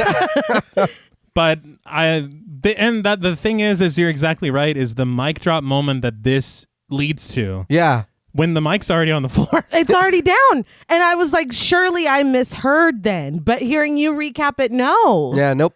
That's wild. Yeah. That's weird, right? Yeah. But we cut to Carter walking with Susan along the docks, telling her that the sharks are hunting in packs like wild dogs and that they'll only eat other sharks. Susan just says that Carter is reading too much into it, but he asks if he's reading too much into the fact that a Gin 1 shark attacked a 25-foot boat. Concerned, she asks if Carter told Franklin about this, and he replies that he's just the fish keeper, but he says that bringing in that shark ahead of schedule was a very bad idea. Out of nowhere, Susan just asks Carter if he likes his job. He asks her if he's being threatened, and she tells him that he's not, but if they don't pull off the test tomorrow, they're all out on the street. Thought that was a little dramatic, really. I mean, yeah. You're going to be on a boat first. Yeah. There's no streets in Aquatica or whatever. On the cool, I'm sure you guys got a little cushion money. Yeah. I'm pretty sure. Yeah, I'm out on we're, the yeah, we're fucked. Yeah. You're going to be fine. But Susan comes at him with the gloves off, telling him, "Now you're a good man, Carter, but with your background." Carter understands completely and walks away from her a bit wounded to stare off alone into the lagoon. So, to me, this was the moment she's irredeemable to me. Yeah. Yeah. There is no hero arc. There is no... you're a fucking piece of shit. He's trying to warn you about a legit danger that is going on. And you're like, okay, ex-con, like, you're fucked if this doesn't... Yeah. What? Like, that is... You're a piece of shit. That is wild. In that moment, and he was not this bad as in being rude, Yeah. she became the film's John Hammond Yeah. in that moment. Oh, yeah. So, and again, these Jurassic Shark references will not stop. You can't stop. Won't But- stop. And it's funny to me because when she got off that helicopter, the triumphant music that plays, I was like, oh, she's our hero. Yeah. That's the thing. And I mean, again, we talked about the noble pursuit. And even though she's obviously doing it the wrong way, you Right. understand why she is so motivated to do it with her backstory and Yeah. just the fact that it could save so many people. So you're like, yeah, the method is wrong, but I can appreciate the goal. So in my mind, there is going to be this redemption arc where she's like, oh, I have been, whatever. There's going to be a redemption arc. But her saying this, it's like, oh no, you're just the villain. Yeah. Like, you're just fucking awful. Yeah, and this is again Not me again relating with Punisher, but but it is something that people do think. Yeah. You'll always just be an ex-con to somebody, no matter how much you changed, how rehabilitated you've been, or you've not gotten in trouble or whatever. That's just what they're going to look at you. That's why it's so disgusting. And for you to need this dude and what he's bringing to the table for your organization, and then to just dangle that in front of him will keep your mouth shut, or, I mean, it's going to be hard for you to find a job. That is like, I was like, what? I was very upset. And he has been busting his ass. Yeah. For how long for you? We just saw him too fast. A shark. No shit. How dare you? He parried a shark for you. Yeah. And you're coming at him with this bullshit? How long does that dude hold his breath underwater? Too long. Yeah. An impossibly long time. He might be half shark. I think that's what that song's about. Oh, shit. It's about Carter. Yeah. But yeah, no, I'm like, you don't deserve this party. You don't deserve any of this. Yeah. Like, I was very upset. Take those balloons down. Yeah. Pop 'em. You don't deserve them. But Scoggins walks up to Carter as Susan heads back into the facility, asking him how Miss Smarty Pants is doing. Carter replies that he hopes that she isn't as dumb as she seems, and then asks Scoggins if he raised the fence like he asked him to. More like Miss Party Pants. All right. I'm very upset. Right, we don't like her. No, we understand, but I'm upset. we're not going to resort to juvenile. Don't shit on her. Yeah, please. Hey! We heard your... The bird shit on me. The harder you defend yourself, the more I don't believe you. All right. But Scoggins says that he did raise the fence and suggests the two of them go grab a beer. But the next morning, storm clouds roll into the area, Brenda watching the radar screens in the tower. A voice on the radio details a tropical depression generating gale force winds, and we see a swirling mass on the screen headed right for Aquatica. So they're getting some gale weathers coming in? Oh.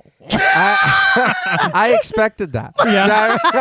I mean, we can only hope. That'd be great. No, She would find a way.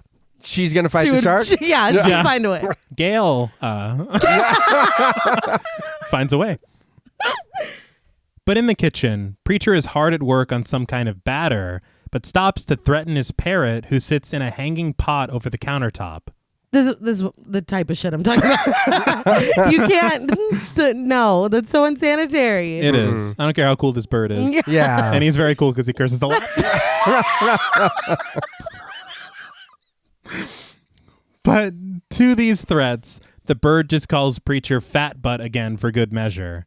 In the living quarters, Susan steps out of the shower, putting on a necklace with a key attached to it. And I'm sure that'll be very important. Mm-hmm. But outside, Scoggins turns a valve as the camera pans to a sign that reads, "Heavy Weather Fuel Shutdown." Lightning strikes in a wide shot of the facility, and we find Carter on the third sublevel, opening up the circular floor and readying himself with gear and a harpoon. The rest of the crew follows Susan and Franklin into a wet lab on the second sublevel, the camera panning across a very neat-looking two-tiered laboratory. Even Franklin is impressed, and he should be because he paid for it. Yeah.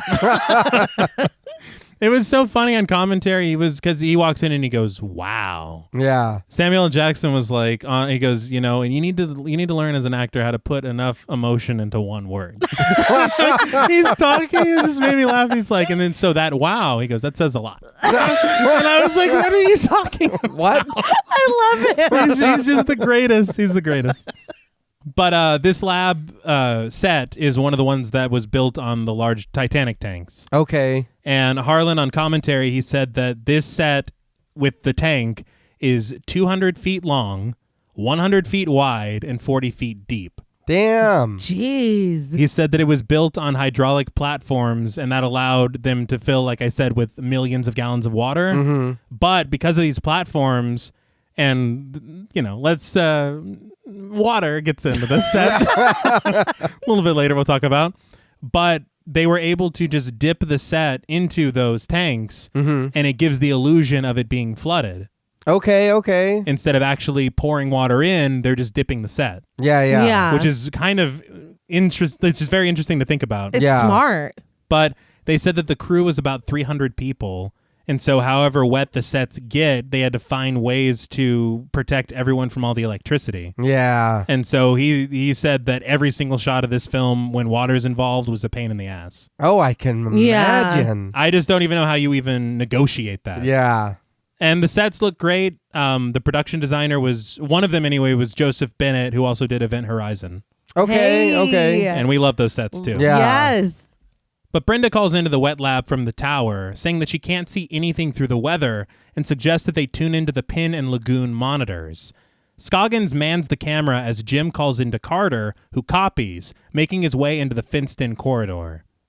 Carter continues swimming past the cameras as everyone gathers at the monitors, but suddenly, 2 sharks swoop in, attempting to storm the gates with their snouts, teeth gnashing. Susan is concerned, asking Jim how long the sharks have been synchronizing like this, but he doesn't know. Not even 5 minutes ago, Carter just told you they're hunting like wild dogs in packs. Yep. And she's like, how long has this been going on? When did they learn to do that? It's ridiculous. But Carter aims the gun at them, and before they can break through the titanium, they literally back up and swim away. They're like, oh, hell no. No thanks. Just come back. We'll figure something else out, man. Just come back. Yeah, seriously, Carter's like, I don't want to be here anymore. Yeah, fuck that. But Franklin stares on in disbelief, realizing that they recognized Carter's gun.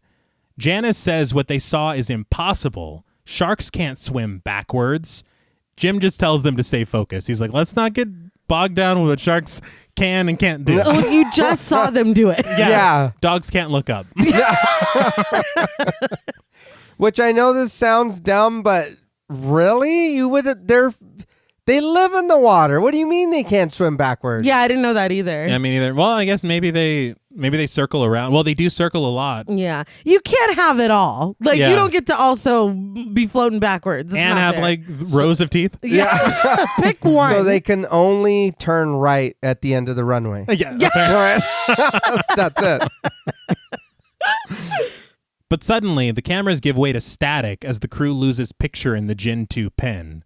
Scoggins tells everyone to hold on, but we see a shark's mouth rise up out of the darkness on the last camera before it gives way to static as well. I thought we were going to see a shark fin and like a black can of spray paint. A screwdriver. Yeah, dude, what the fuck? Literally. He unscrews it instead of... He's got the little black hat on.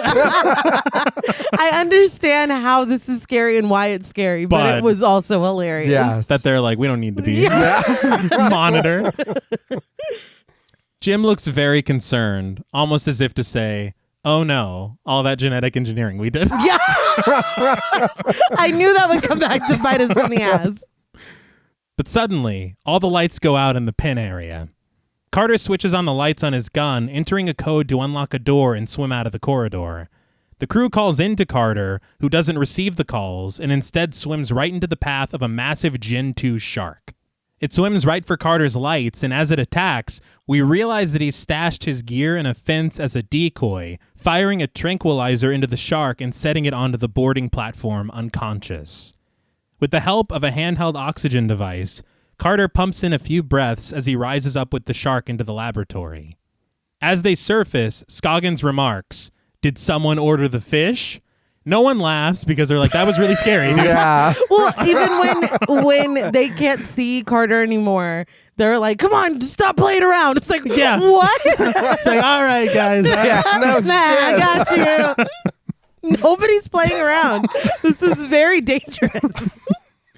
So they had mentioned this on commentary as far as how they're staying underwater so long, the actors. Okay. They had a crew of professional divers that are off screen that whenever the actors would need oxygen, they would do a certain signal and the professional diver would swim over and give them a pump of oxygen. Okay. I can't stress enough how there is no fucking way. Yeah. Zero. I can't hold my breath. There's no fucking, there's literally no way. You got a good 15 seconds. That's Oh, max. Probably 5. I can rinse my face in the shower. That's about it. I don't want to put my Anything head longer than underwater. that, Yeah, no. I don't mean to be morbid, but production was shut down because they would desperately need to recast my role. And also there would be a heavy lawsuit from the family of Travis Hunter. He's down there for a long ass time. He is. It's unbelievable. The family. I'm not around anymore. Oh my God. Hey, you might benefit. Ooh. Nay. Come on. So I was really interested because he's doing this and just kind of in there for long periods of time, and it doesn't ever seem like he has the gear, but then there's other times he's just freestyling it down Yeah. Yeah. He does. There's a scene later that it's like forever. Yeah. So I wanted to see this free diving, you know what I mean? Yeah. And it looks like the record for the longest, someone holding their breath for free diving. It's from a Croatian guy. His name is Budaman Sobate. He holds the record for holding his breath underwater. Are you ready? I don't know. I'm not. For 24 minutes, 37.36 seconds. There's no fucking way. He was genetically fucked up. He's half shark. Yeah, there's The interview, he was 56 when he did this.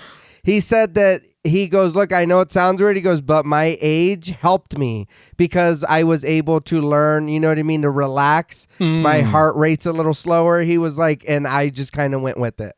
I was like, that's crazy. Was it David Blaine wearing a mask? But look, you can go with it for 5 minutes. That's like, that's an episode of Seinfeld. He's down there. Yeah. Well, That's how I gauge time. It's a Pacific show. what was really cool was he talked about his training. Okay. And the motivation for his training is that his daughter is autistic. And he said every time he would train, he would think about that because he said what his thing was when I do break this record and I'm able to get the media exposure for it, I can also give media exposure for autistic awareness. I love So that. he was like, every time I just did it a little longer. And I was like, 24 minutes though. That's without amazing. breathing. Yeah. That's fucking crazy. That is incredible. I didn't know that was possible. Me neither. I swear to God, I thought you were going to say 5 minutes. Well, that's what I think before it was something like that. And the then record he just shatters it. Yeah. So I don't know who can do it, but holy fuck. What an amazing cause too. No, yeah. That is incredible. You're like a superhero. Yeah. Dude. But triumphant music plays as Carter catches his breath, Susan offering him a subdued smile. I think she likes him now. One day might be 2 days. Yeah. I mean, she can still fuck off. Yeah. Mm-mm. There's no coming back from that. Is she still farty or whatever? She's farty pants. Okay. I don't care how cool your accent is. You blew it. But Franklin looks on baffled, asking, what in God's creation? Jim just replies, oh, not his, ours. Once again. That's a crime. Yeah. Yes. And again, we're copping to it as if it's not anything, but then later, So I don't get that at all. And making no secret about Yeah. it. Is this, and I wonder a lot when stuff like this happens in movies we cover, because there were a lot of rewrites.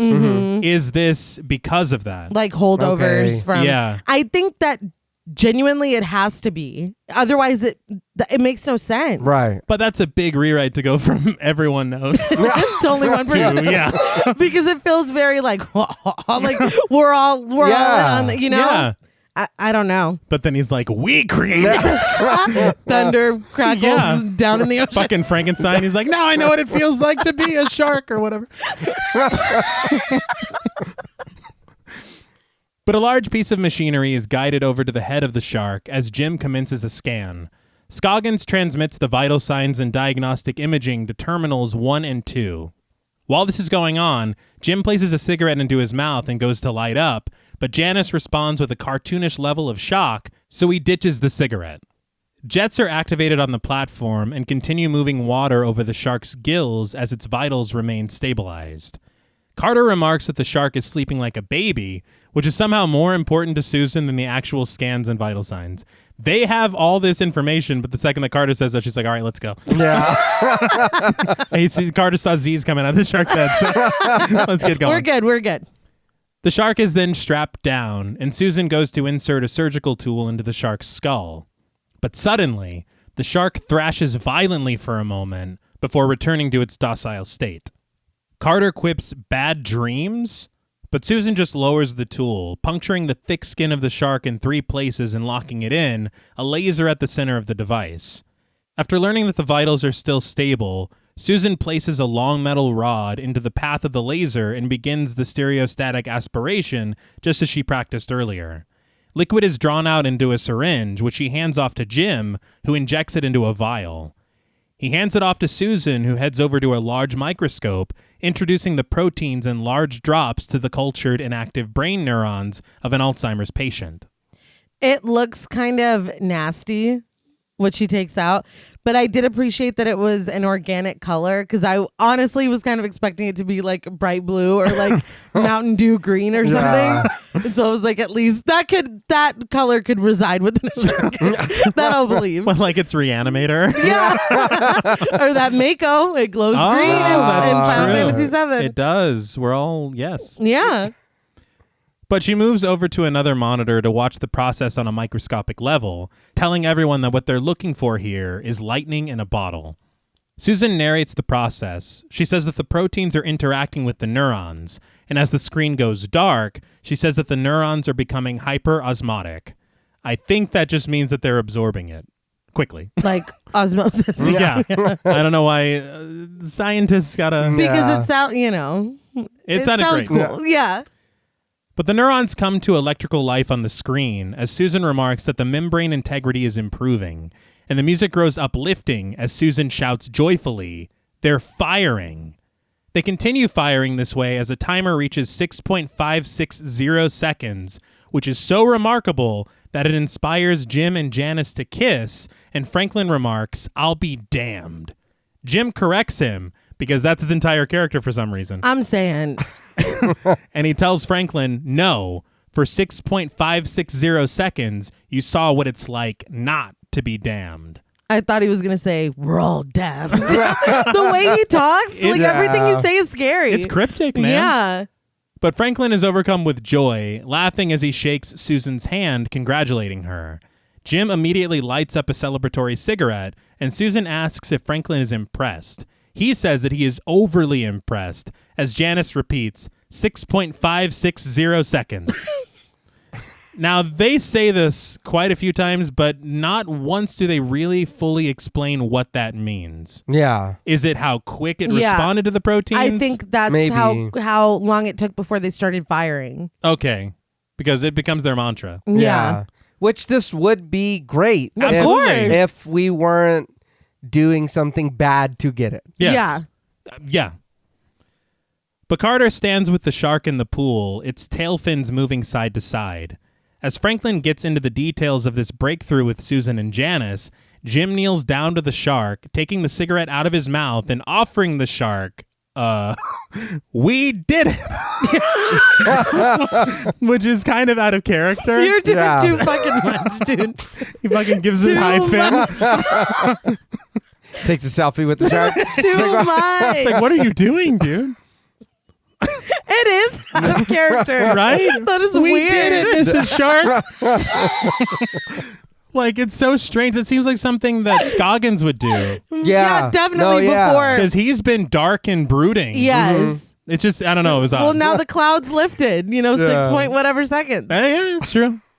He's like, I can finally be myself. Yeah. I love talking to sharks. Great job, Mr. Shark.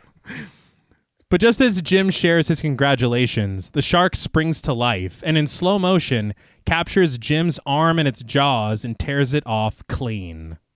That was abrupt. Yes. The shark is like smoking kills. That's why. Why were you doing? Why were you sticking your arm in there? I know that it's supposed to be asleep, right? He said, Carter said it was sleeping. Carter, this is all your fault. And I said that it tears it off clean. In my script, I wrote it tears it clean off because the next sentence is literally Jim tears his jagged stump away. So it wasn't clean. No. Right. But it's off. It is off. It is That off. was true. Yeah. I got 50%. But he bleeds profusely as Carter leaps out of the pool and into action. So on a featurette, I saw they did this stunt in one take, really. Wow. Where the animatronic shark literally leaps up and bites off the false arm. And I think it was Stellan Skarsgård Oh, shit. doing the stunt. And his only contribution to the featurette, because they just showed him doing this scene. And they then cut to an interview with him. And all he says is, the first time I saw the shark, I thought the shark was real. That's the entire interview. That was it? That's it. All right. I was just like, okay. And then they never talked to him again. Isn't one of your kids a clown, dude? But a shark is frightening you? Or? But Janice screams and rushes over to Jim as Carter smashes through glass to snag a gun. Susan screams for him not to shoot the shark and rushes over to the platform release button, slamming her hand onto it and sending the shark back into the ocean before Carter can kill it. Let's all remember who did this. In the room, everybody, and even dude without the arm. Look at the lady. Notes. Pay attention. And that shark, she's got a taste for meat now. Oh, yeah. Carter asks Susan if she's crazy, but she just stares at him wordlessly. He then rushes over to the control panel and calls into Brenda for paramedics and an evac for Jim. Lightning flashes outside the tower as Brenda does what was requested of her. Janice tries to keep Jim stable as the camera rises above him, blood pooling around his body, and Franklin rushes over with the first aid kit. An evacuation helicopter nears the facility as waves crash viciously at great heights. I don't know why I wrote in my notes, is the shark flying the helicopter, LOL? Are you all right, dude? I don't know. They're evolving very quickly. This is my point, I think. They are. They are. The thing for me, again, on commentary, Harlan, he said that the waves and the helicopter were CG. Okay. And when I was watching the film, would have never guessed in a million years. Nope. Yeah. The second he says it, I'm like, oh, you can absolutely. It's like, why would you tell me that, dude? But the crew rides the elevator to the surface, Janice cradling Jim as she whispers to him that they'll get that place that he always wanted. Susan injects him with something as Franklin ties a belt around his arm like a tourniquet. This Janice and Jim relationship, Thank you. I would have liked it more clearly defined. Because it starts with her just saying that he's a genius. Yeah. And then we never see them together. Well, the kiss felt like they were both really overcome and excited. Yes. Yeah. So I that was my next thing in my notes. Was I the only one that missed that they were together? No. It reminded me of Final Destination when Claire was like, baby, wait. We were like, baby? What? See, and maybe that's another... Did we miss a scene? It makes me think again with the rewrites. Yeah. It was weird. I same thing. I was like, what happened here? When did that happen? And when you say the place you've always wanted, like, oh, there's a history. Yeah. Yeah. You guys didn't meet here and fall in love. Yeah. You guys came here maybe as a married couple. Yeah. Yeah. Maybe when he was pissing off the side of the thing, she could have been like, oh, yeah, but I love him. Or anything. Something small. Anything. This is your man. Yeah. He does that at home all the time. But the music grows frenzied as the helicopter approaches the facility, and Brenda switches on the exterior lights for the pilots, played by Daniel Rey and Valente Rodriguez. But the crew makes it to the surface, but as they open the doors, they see firsthand the intensity of the storm, water surging in massive waves all around the exterior catwalks. So this exterior set was another one that was built on those tanks, and so this is the example of the computerized water. Okay. That's wild. I don't know how you program water. Yeah. That's literally what they're doing. But Carter calls into Brenda asking where the chopper is, but he looks up to see the searchlights in the sky. The helicopter swings around to meet them, and Carter is almost overtaken by a large wave in his trek to the helicopter, but forges onward, reaching up for the winch dropped by helicopter winch operator, played by Brent Rome. Janice puts an oxygen mask over Jim's face, and the crew wheels him to Carter after he secures the hook. The crew is pelted with water as they attach the hook, and the winch operator ratchets the gurney up. The crew safely makes it back inside the facility after being caught under a wave, but Brenda watches from her window as the winch on the helicopter ceases operation in the rain. So this wave that crashes into the crew and they hit those crates, that's real. Damn. What happened was they programmed these waves so that it would only hit whenever it was right before them or right after them. But there was some kind of mix-up with the programming, and so this is a real shot of the real actors being thrown into these crates. Okay, I thought that looked a little... I was like, damn, they're really committed. Yeah. They hit the fuck 'em up button. Yeah, whoops. Why did James Cameron put this here? But the operator calls out to the pilots as Jim dangles precariously. Suddenly, the cable begins to descend rapidly, the operator burning his hands as he tries to grab it. The gurney is sunk into the ocean, Jim closing his eyes as he is submerged in the water. Are you fucking serious, dude? This is just insult to injury. Like, this is just bad luck at this point. On commentary, Samuel L. Jackson goes, and I don't know why they hired fucking Wile E. Coyote. Literally. Helicopter paramedics. He's like, I wouldn't recommend I this. was like, are you on the Sharks payroll? Seriously, they're like, drop him.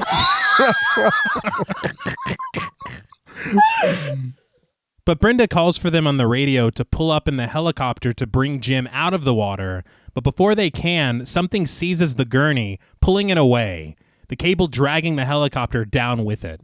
The crew rushes back to the lab to watch what's happening on the monitors, but they can't get a feed and all the screens are filled with static.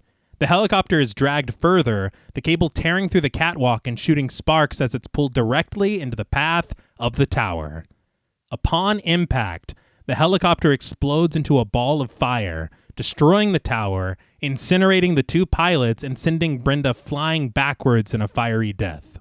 So if he wouldn't have lit that cigarette and tried to pass it to the shark, they would have been fine, right? Yeah. He's like, hey, you want one? You want a puff, buddy? Don't peer pressure me. Poor Brenda. Poor paramedics. Like, this is just terrible. I was genuinely shocked. Yeah. Because all I thought really was I thought that they were going to take Jim, eat Jim, and then that's it. Oh, the shark. Yeah, not the paramedics. Well, he was already in a bad spot. His arm got taken off, then they dropped him. Yeah. Now the sharks are going to come after him because he's in the water. Yeah, Jim it's done. Yeah. There's no hope for Jim. No. But the whole facility is rocked by the impact of the explosion, Preacher crashing into a rack of dishes in the kitchen, sending it tumbling down in a slow-motion shattering of porcelain, and the lab shakes so violently that the crew loses their footing and Janice even falls into the pool. The explosion continues in dramatic fashion, exploding the exterior fuel tanks, catching around the seaplane, and sending debris falling into the lab. So, on commentary, they said something that was pretty wild. Mm-hmm. This explosion that we see, it's typically done with miniatures. Okay. And then they kind of composite it in to make it appear life-size, I guess. Mm-hmm. Right.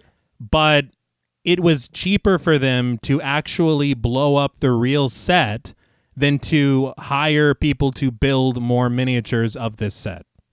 Yeah, Harlin said that in an interview that the explosions in this film were them really blowing up the sets that they made.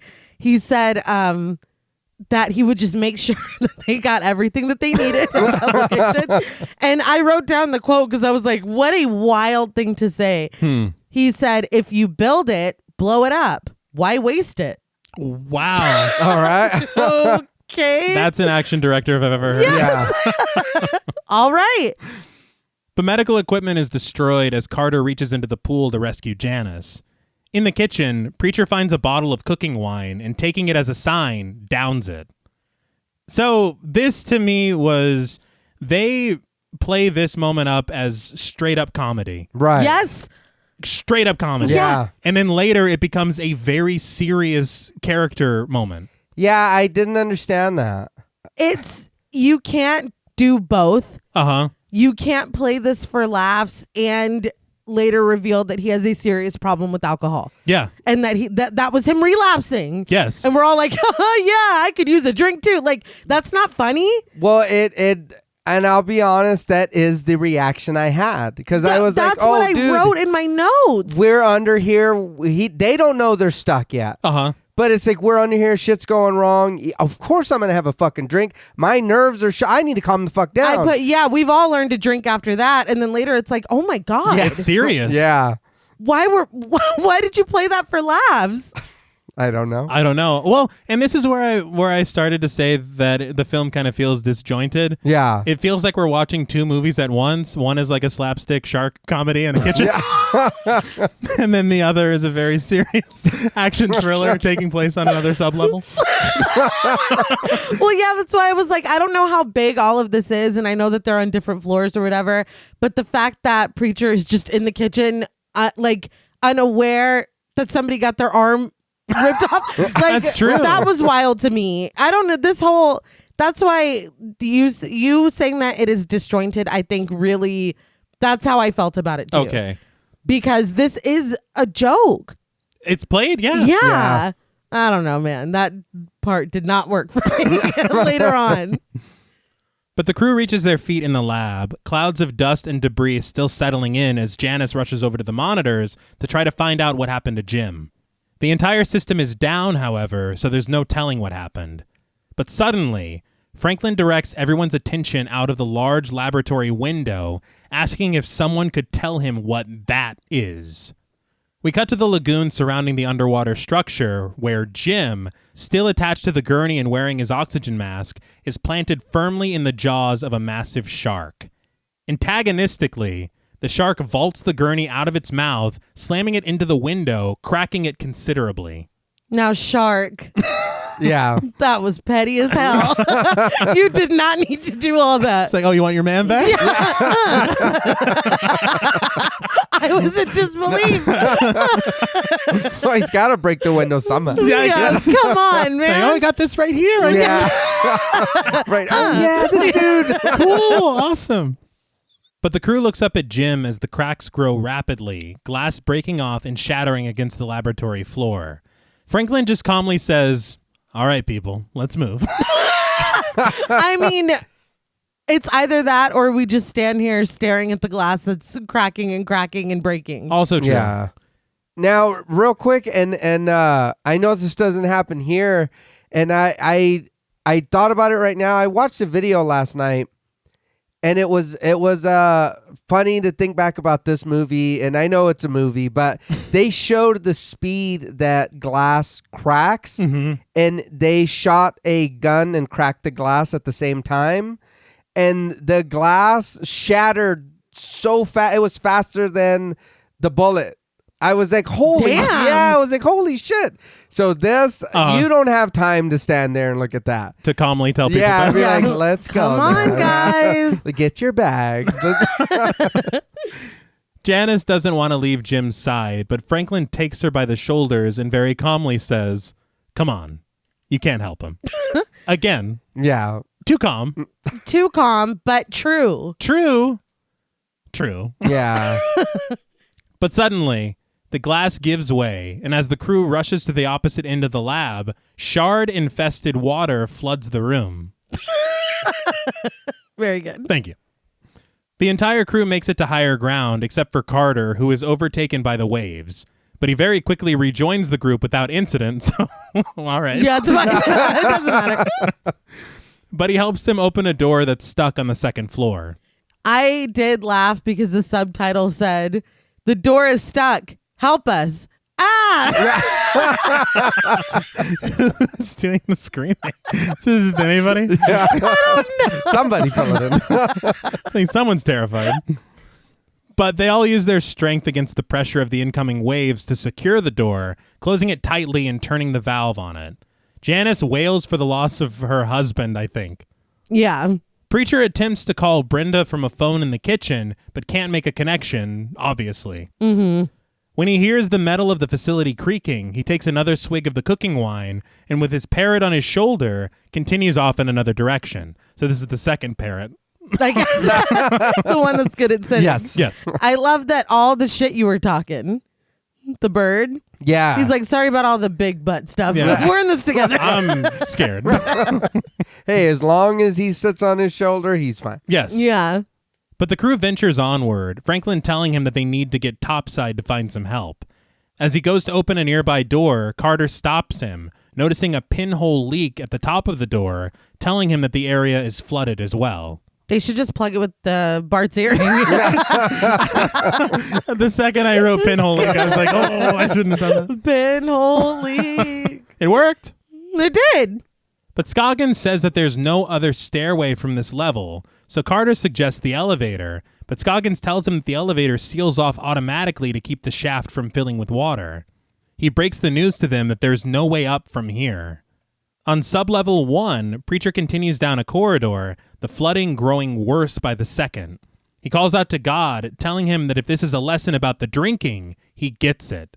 He drops the bottle, saying God is getting a little carried away, showing his vengeful side. The bird squawks, I guess, in agreement. He's like, yeah, this sucks, dude. This fucking squawks, dude. But down below, Carter weighs their options looking at a map of the facility. He says if Corridor B is dry, they can get past the wet lab to the maintenance ladder. They can climb down from there to level 3 to access the wet entry. He says they can take a submarine to the surface 2 at a time, and he sums it up that they'll have to go down to get up. There's a joke there, but I'm not going to make it. I understand. I understand the joke.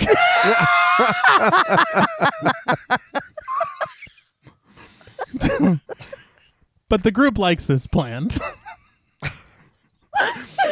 Back on sublevel 1, Preacher finds a stairwell, but as he peers up it, another explosion rocks the facility. This frightening sound causes the parrot to abandon Preacher and fly screeching down the hallway. He said, don't dream about me no more. Preacher is unfazed, though, and creeps up the stairs, but in no time at all, he is met by a wall of a wave that sends him cascading back down the stairs and through the hallway that he came through. It looks fun. Yeah, it's a super fun happy slide. That bird knew better. He was did. like, oh, Yeah. fuck this. They said this is horror conventions, the animals knowing before. Yeah. For sure. And yes. But the crew makes their way down corridor B, but when they hear loud banging noises coming from behind an adjacent door, they rush over to it. With each bang, a splash of water spills into the hallway. The force is powerful, but Scoggins hilariously asks, "Preach? No." Yeah, no shit. Really? It's filled with water. Dude. Yeah. It's as if a fucking giant ass shark has been. Where have you been? Not only that, the fucking bolts are shooting out of the door. Yeah, yeah. And even worse, Susan's like, it's probably just some old lab equipment. It's like, no, Dude. you know What are these you sharks better than talking about? anyone. But thankfully, Carter disagrees that it's Preach or lab equipment. And his opinion is proven correct when the bolts shoot off the door, like JP said, and across the hall, spraying steady jets of water. Carter rushes them all past the door to continue down their planned route of escape. Well, he slides across. He I don't does. know if that was necessary. But He's an action honestly.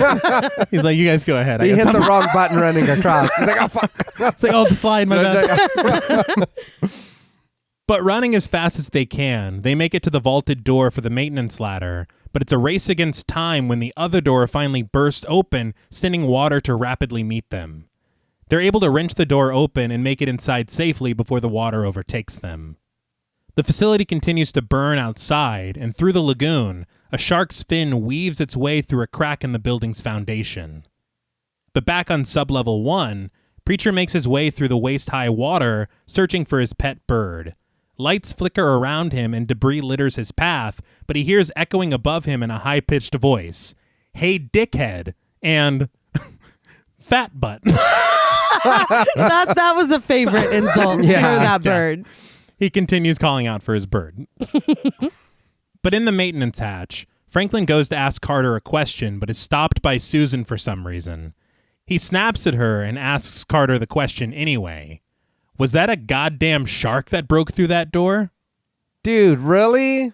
I mean, Where were you? You came here. we saw a shark vault a man through a window. Yep.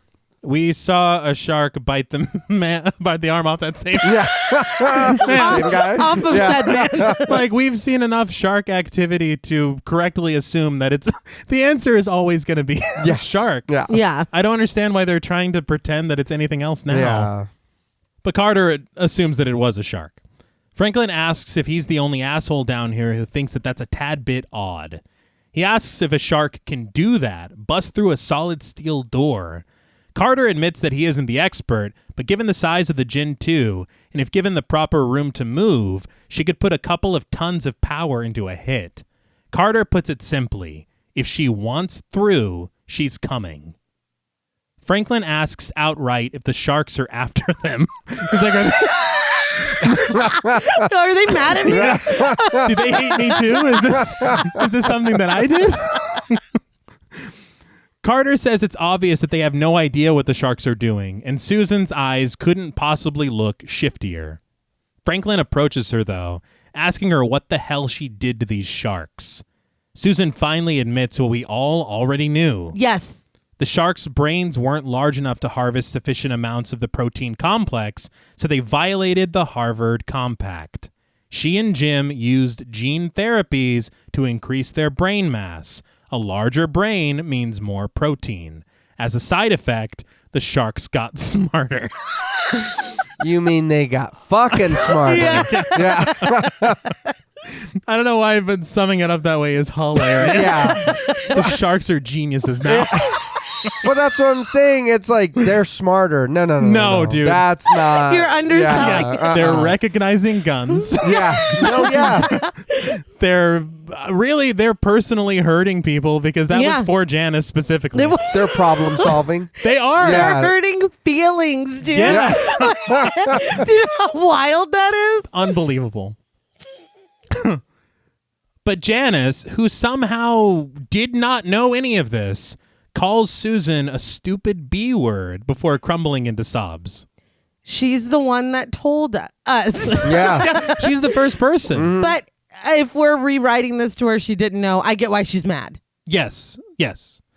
But Susan says that she didn't want this to happen. But with this research, they could have wiped out degenerative brain disease. Carter asks crudely, approximately how many sticks of dynamite would you have to set off in your own ears before your head cleared? Susan just retorts that Carter wouldn't understand. But Carter says that he can understand that she used them. She used him. He refers to himself as someone on the water who wouldn't make waves, someone who wouldn't ask too many questions because he had something to lose. Susan says Carter just doesn't see what they've done here, but Carter knows exactly what they've done. They've taken God's oldest killing machine and given it will and desire. They've knocked the human race down to the bottom of the goddamn food chain. But again, just don't go in the water. Well, yeah. Yeah. I mean, we're not at the bottom. There's still stuff in between. Yeah. The shark's on top, though. No, yeah. I think we're still better than plankton. Yeah. There's no denying. No, we got plankton and algae for us. That's ours. But Susan tries to remind him about all the people that they'll save. But Carter just responds, Jim, Brenda, us. That's the thing, though. If all of this, if we all die here tonight, it's not going to save anyone. Mm-hmm. Nobody's going to know what to do with any of this. No. But Franklin then tries to motivate the group against these genius sharks. He asks, what does an 8,000-pound mako shark with a brain the size of a V8 engine and no natural predators think about? To me, honestly, with these sharks being smarter, you could probably send them spiraling into an existential crisis. Yeah. Yeah. Just ask, like, hey, shark, where do you see yourself in 5 years? And that's it. You guys can just escape the island. Yeah. I don't know why they didn't think of that. Yeah, like, and brazenly, too. They're not going to give a fuck about what y'all are doing. No, dude. They're just going to hold their head in their fins. Oh my like, God. Jesus Christ. Hey, sharks, why are we here? Oh, shit. No. You guys can go. You hurt my feelings. But in a response to this riddle, Carter says that he's not waiting here to find out. But back on sublevel 1, Preacher shivers through chest-high water now, snatching up an issue of Playboy magazine as it floats by and opening it immediately to the centerfold. As soon as he does, he begs God to let him get out of here alive. See, this behavior, I don't think he's going to make it.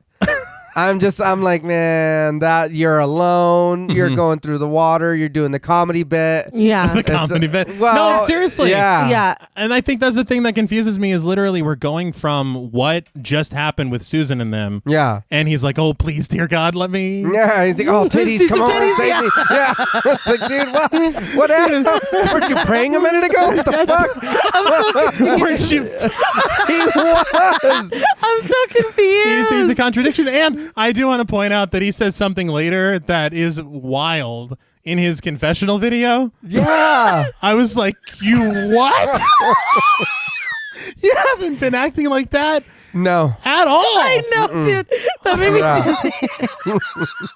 Also, I'm sorry. And LL Cool J is great, and Yes. he's great in this. But Yes. I just got him.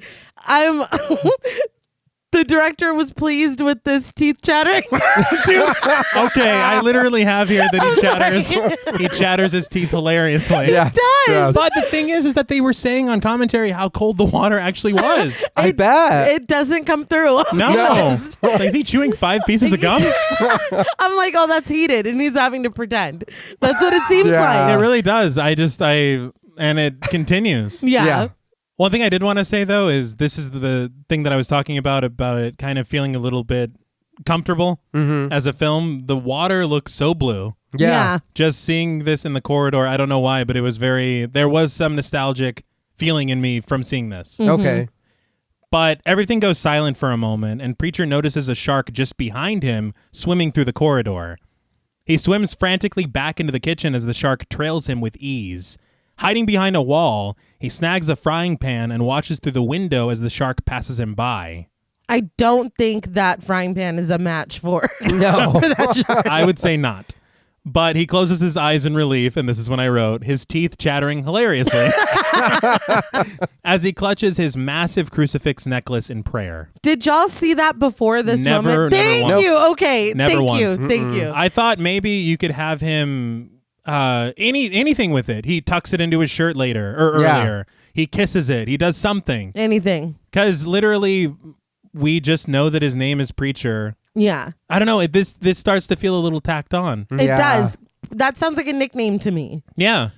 But it's a huge cross. I was like, was he wearing that big ass cross the whole time? It is huge. It's I'm just thinking of Mac and Charlie arguing over the what size of cross to have in the bar. It's a like Flava Flav sized. It's big. It's quite large. But the crew continues on down a corridor, Franklin asking what would happen if the sharks get through the fence and into the ocean. Scoggins tells them that the fence on the ocean side is titanium and it gives, so it kind of works like a net. So to my knowledge, this is, I think, the 4th conversation we've had about this fence. Mm-hmm. Yeah. What? I feel like any of this information could have been supplied earlier, even especially whenever Janice is giving like a breakdown of the entire facility. Mm-hmm. And it's like, so it kind of works like a net. All right. Yeah. Like that would have been perfect, I think. But then to have it now, there's parts of this scene and parts of this section that kind of just feel superfluous. Yeah. It's like, do we really need all this? Yeah. Mm-hmm. Picarda puts a stop to this discussion, requesting that they get to the sub first and talk about all of this on the way up to the top. They reach a door at the end of the walkway, opening it to find a large pool and the submarine toppled over on the side.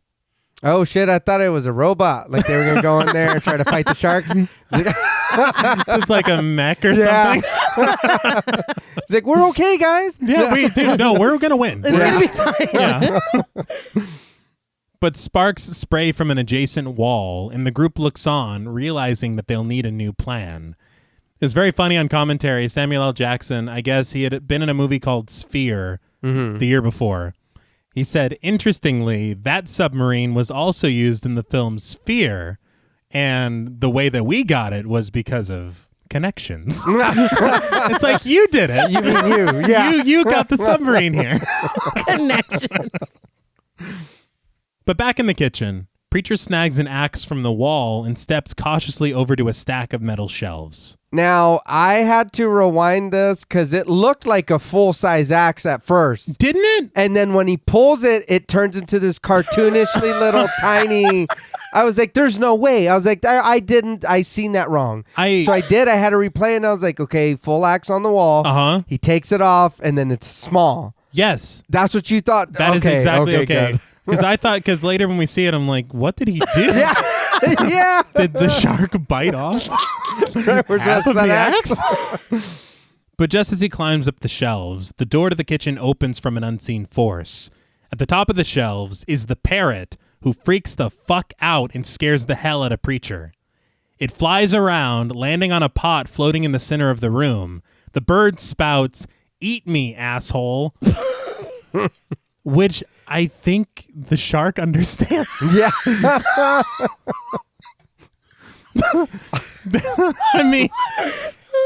I mean, right? Say less, dude.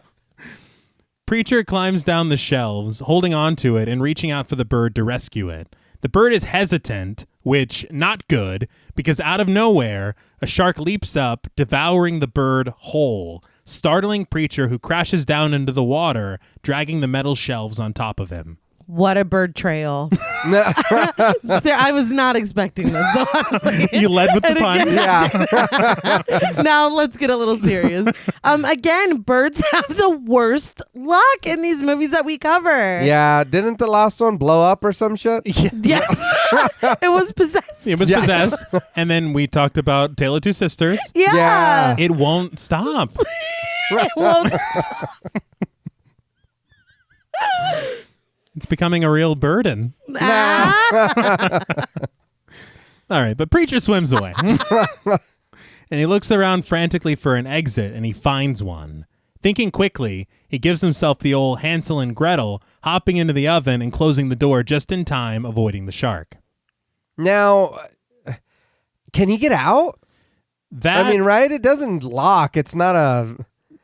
I've never been in it. Yeah, me either. I know. But it feels like a temporary solution. Yeah. I mean, I don't want anyone stealing my cake. I'd put a lock on an oven. I don't see why not. They would be stealing your cake batter. Oh, wait, no. It's not cooked Wait, yet. no, this would only be if my cake tried to break out. Yes. So never mind. I don't even know what I'm saying anymore. Forget it. I did have in my notes, and again, this is most of this film, it's going in fresh for me at this watch. Okay. My next note is not me waiting on the shark to turn the oven on. That's the next thing I said. Be careful. Yeah. But back in the room with the toppled over sub, Franklin asks Scoggins if an explosion could have done that, but Scoggins says that nothing in this room could have exploded with enough force to make that happen. Carter just says it doesn't matter. The sub is junk. Janice suggests that they all just dive in and see who makes it to the top, pointing a barb at Susan, saying that that's the old Aquatica spirit, right? Everyone just hates her now. Oh, yeah. She says Susan should go first to lead by example. And then Susan goes, basically, like, this makes no sense to me. She's like, he was my best friend. Jim? Yeah. You had one scene dude. with this dude. He's her husband. Yeah. But presumably. This, I don't get it. Yeah, you guys didn't high five earlier. Y'all didn't anything. No, No. and we were talking off mic. There's another weird Yeah. It's like, thing towards the end where we're like, you guys barely knew each other. Yeah. it feels like during a rewrite, someone's like, we should give all of them best friends. Should give all of them BFFs and just see where it takes They us. love each other. Yeah. But Scoggins outright refuses to go into the water, saying that all the sharks are in there. He's not wrong. He's not. But Franklin takes control, telling them all to put on wetsuits to help fight hypothermia. He says unless someone else has a better idea, they're going to have to swim out of here. We have not even tried like laying down and crying yet. Quick suggestion. We could just do that really quickly. But the shark in the kitchen isn't giving up so easily, and it continues to crash against the oven door. In its tenacity, it accidentally turns the oven on high heat. I was laughing out loud. I was joking. It was a joke. The only thing that would be worse is if Preacher was like, "Oh, something smells good." Oh no, It's me. But honestly, though, the damage that they're doing, what is that oven made of? More titanium. That shark is more titanium. I don't know. It's like the oven works like a net. All right? But Preacher begins to smell the gas and responds in disbelief, but he gets an idea to chop through the metal divider above him with the axe that he's holding. In a bit of a clunky line, and to sell his religiosity, Preacher says, "I'm not Daniel when he faced the lion." When he faced. I don't know why it makes me laugh. It's like it was a sanctioned fight or something. They had a weigh-in and everything. Yeah. This Sunday. I was like, I don't get the reference, but I'm glad that it's giving you the strength to get out of here. Yeah. But again, like you had said, a lot of the religion stuff feels very shoehorned. Mm-hmm. Like it does not feel organic. I don't know. It's kind of weird. Yeah, I'm not gonna lie, and I don't mean it in a bad way, but I don't buy it either. It does feel very added. It doesn't feel genuine. Yeah. It feels like, oh, we need to like, okay, well, why don't we make them just like super religious or whatever? And then they went back and it was just, I don't know. It really feels like a combination of two scripts. Yeah. Yeah. But he punctuates every swing of the axe with more lines, saying that he appreciates the irony of a cook dying in his own oven, but he has other plans. A proper-sized hole now created in the metal, Preacher climbs up just in time as the shark reverses and revs up, crashing through the oven door.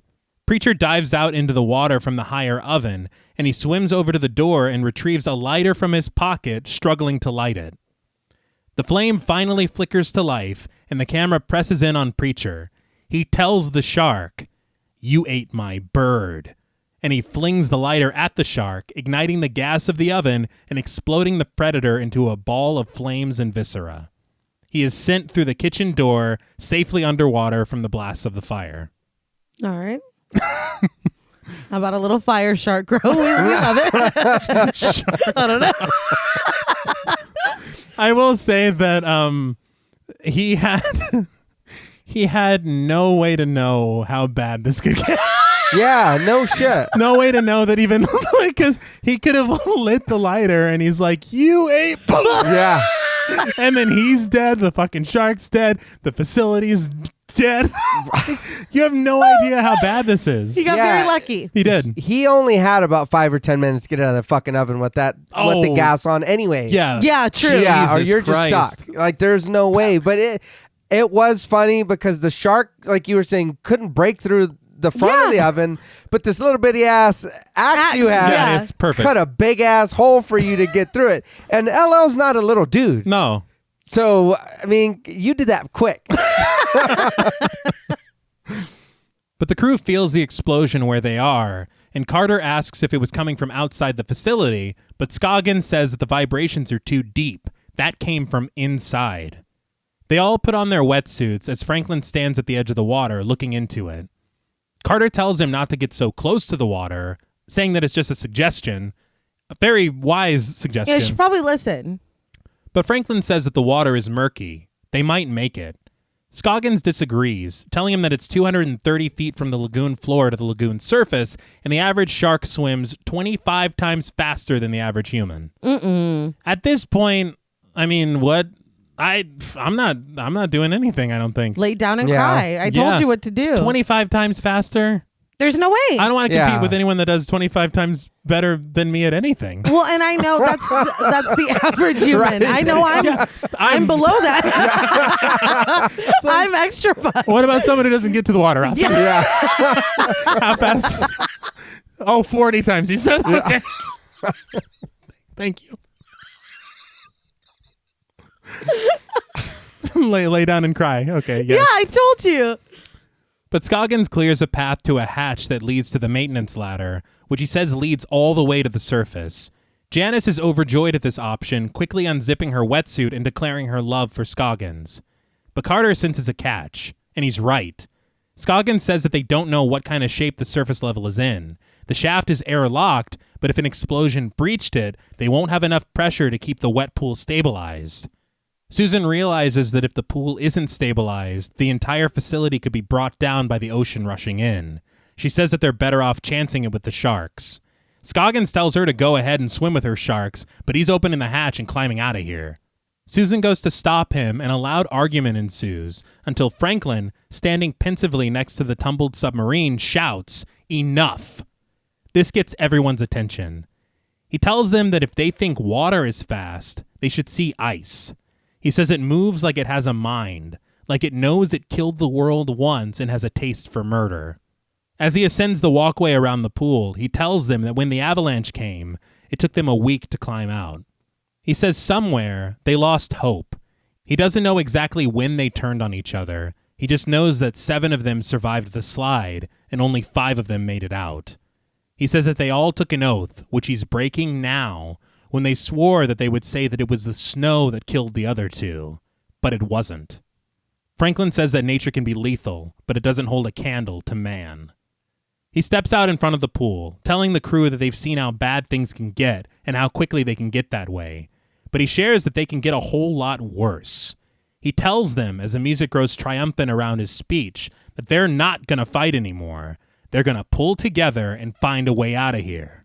He says first, they're going to seal off this pool. But before he can get to the second step, out of nowhere, a shark lurches up, its hungry jaws seizing Franklin, smashing him against the concrete before dragging him kicking into the water. The group responds in terror as the water fills with blood. Did you eat your friends, man? Okay. Let's talk about that. Yeah, I had a couple things there. First of all, that blew my fucking mind when I saw it. Oh, when he's eaten? Yeah. Yeah. Could not have been expecting that less Not the first at time I all. watched this. But first of all, the whole thing about the ice, that was beautiful. How long have you been waiting to say that? Secondly, though, I hate that your last words were a pep talk where you found a way to confess to murder and probably cannibalism. But also, Chimp Gordian. Yeah. Oh, yeah, that was definitely CGI. Yeah. It was most definitely. Yeah. I will say that him falling into the water looked a lot better than him being snatched by the shark. Yeah. There was and that's what's weird about this movie is that it's a lot of times it's 50-50. Yeah, because sometimes it doesn't look bad. You're right. And then other times it looks like a paper shark eating a paper person. And But I feel like in this instance specifically, you are caught so off guard Right. and you're so shocked and surprised that it doesn't really matter. No, because honestly, I wasn't paying attention. I really expected him to get to step 2. Yeah. No, and I will give you that because when I first watched it, I was like, oh, damn. And then when I rewinded and watched it again, I was like, oh, damn. I did laugh because it was insult to injury, but the next shot is a shot of 2 sharks tearing Franklin in half. Yeah. Which Yeah. is like, come on, man. Yeah. It's kind of insult to injury to watch him being shared like he's a shark cutery board. Very good. Thank you. I love how you feign that you have sympathy for him, but you're like, no, I got to get to this joke. Yeah, I know. It's really good. This joke is very important. I was kind of proud of it. I do want to point out they had said that they devised this shocking death as an homage to Alien. Okay. Kind of spoiler alert, but Tom Skerritt's character seemingly being the lead. Yeah. Yeah. And then you're like, he was the biggest star here. That means everybody's fair game, Yeah. which is interesting. But Scoggins begins to crack up, sinking to the floor, saying that he's not moving and that someone will rescue them. Carter cuts through this, asking him what the precise structural failure limit for Aquatica is. Scoggin tells him it's 3,200 tons, and Carter asks what would happen if they got 3,200 tons of water in this rig. Scoggins replies that the support struts would go first, then the walls. Fear fills Janice's face as she imagines this possibility. Carter then asks Scoggins if he wants to be here for that, holding out his hand to help him up. Scoggins does not want to be here for that. Yeah, and I get it. This sucks. Oh, yeah. But who knows this rig better than you? Yeah. Help us. You can figure out a way to get out of here. Or help us to figure out a way. You know this motherfucking place. Yeah. And Like- that kind of is very strange to me, the way that this shifts, because it should be that. Yeah. But there comes this weird switch where it just so happens that Carter knows everything. Yeah. We're lucky that Carter knows everything about this facility. It's just like, oh, okay, I guess. But then he demeaned himself and he's like, I'm just the fish boy or Yeah. whatever. Yeah. I'm like, Yeah. but you're like, okay, the pressurized cabin. I'm like, what the fuck? But the crew assembles around the door to the maintenance ladder, turning the valve to open it. Everything seems fine for a moment, but suddenly, the wet pool explodes with rushing water, a mountain of it shooting up to the ceiling.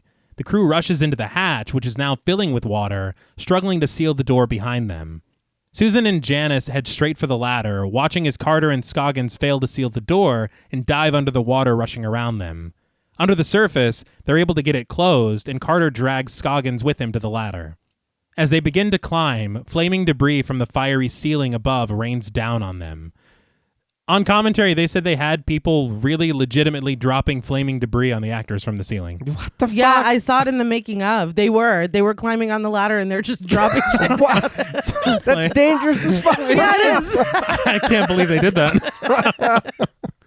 The good news is they also stretched the ladder digitally. Okay. And so they're a few feet off of the ground. All right. But then that looks great. Yeah. Yeah. But Scoggins says that the elevator is blocking the top, but if they make it to level 1, they can take the stairs out. So the crew continues their ascent, but we see through the eyes of a shark making its way into the facility, through the wet pool, and slamming into the door to the maintenance ladder. A shark has penetrated the vessel. Yes. I'm surprised that Scoggins wasn't like, preach? Yeah.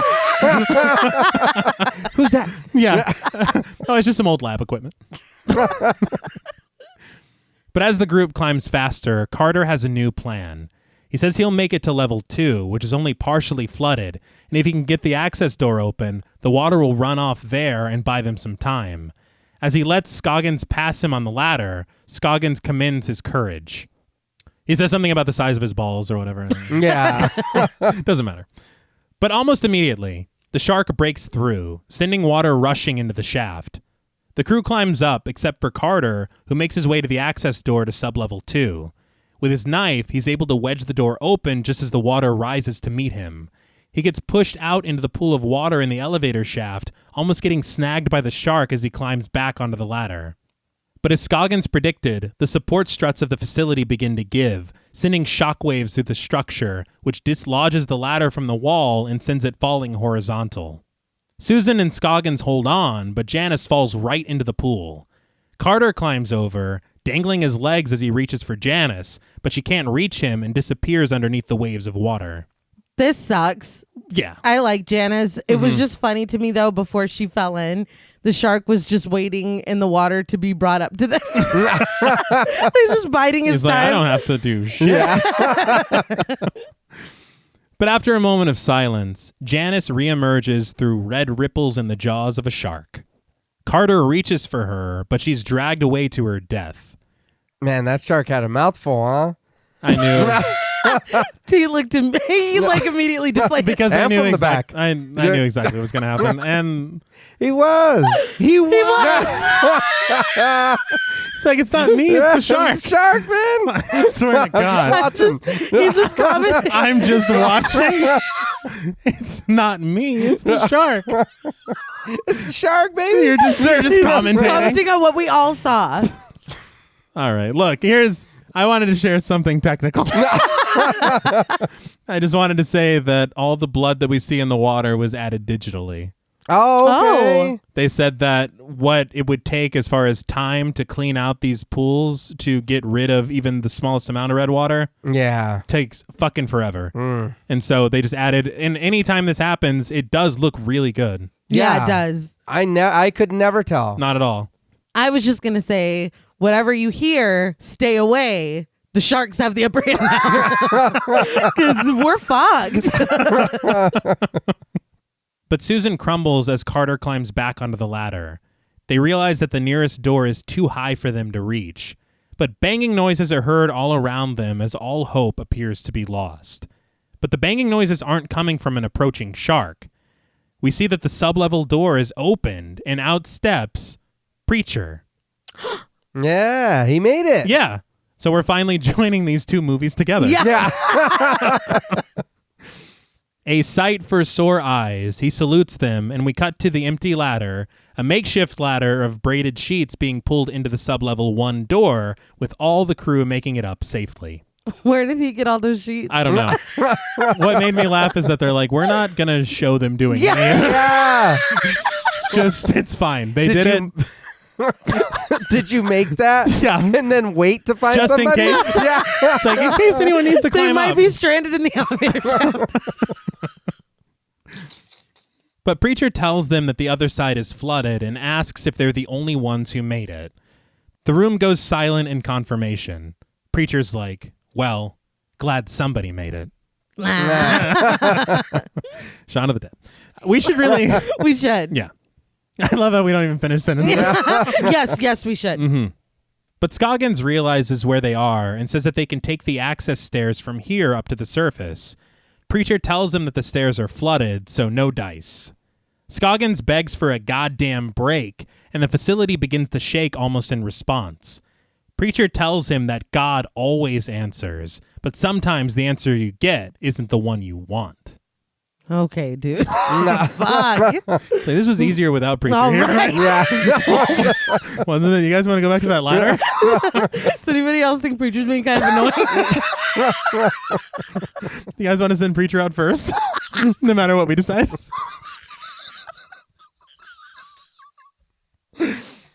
But Carter suddenly has a new idea. He says they're 60 feet from the surface, and there's an emergency hatch on this level.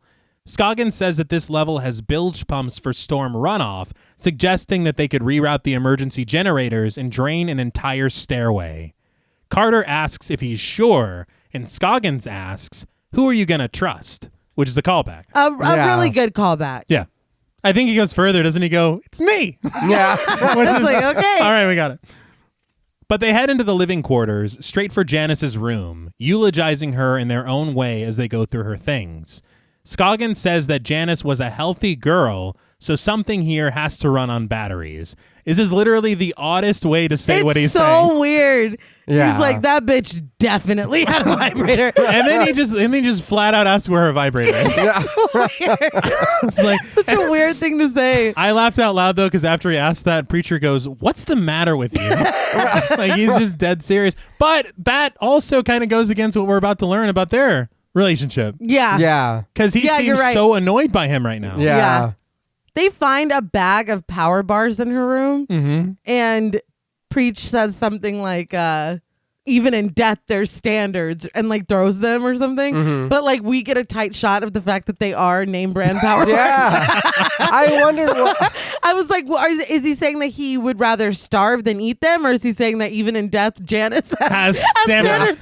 And the standard is power bar. I was really confused. Well, it's odd product placement if you're talking shit about the product. yeah. Right. But otherwise, it starts to feel like Power Bar presents Deep Blue Sea.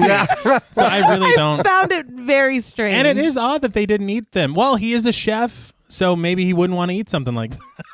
You'd rather starve? I mean, I don't know. Shut up, dude. Like, that's like, you're doing too much. Right, I'll eat one of those motherfuckers. Yeah, I'll eat Preacher's bar. I'm hungry right now. Yeah.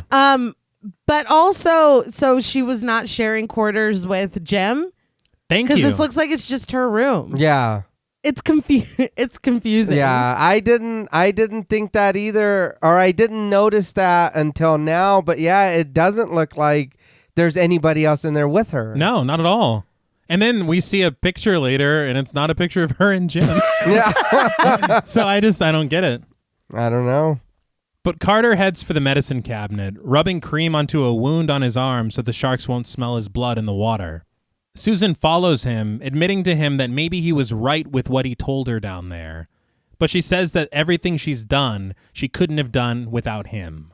Carter says he knows, which is the problem.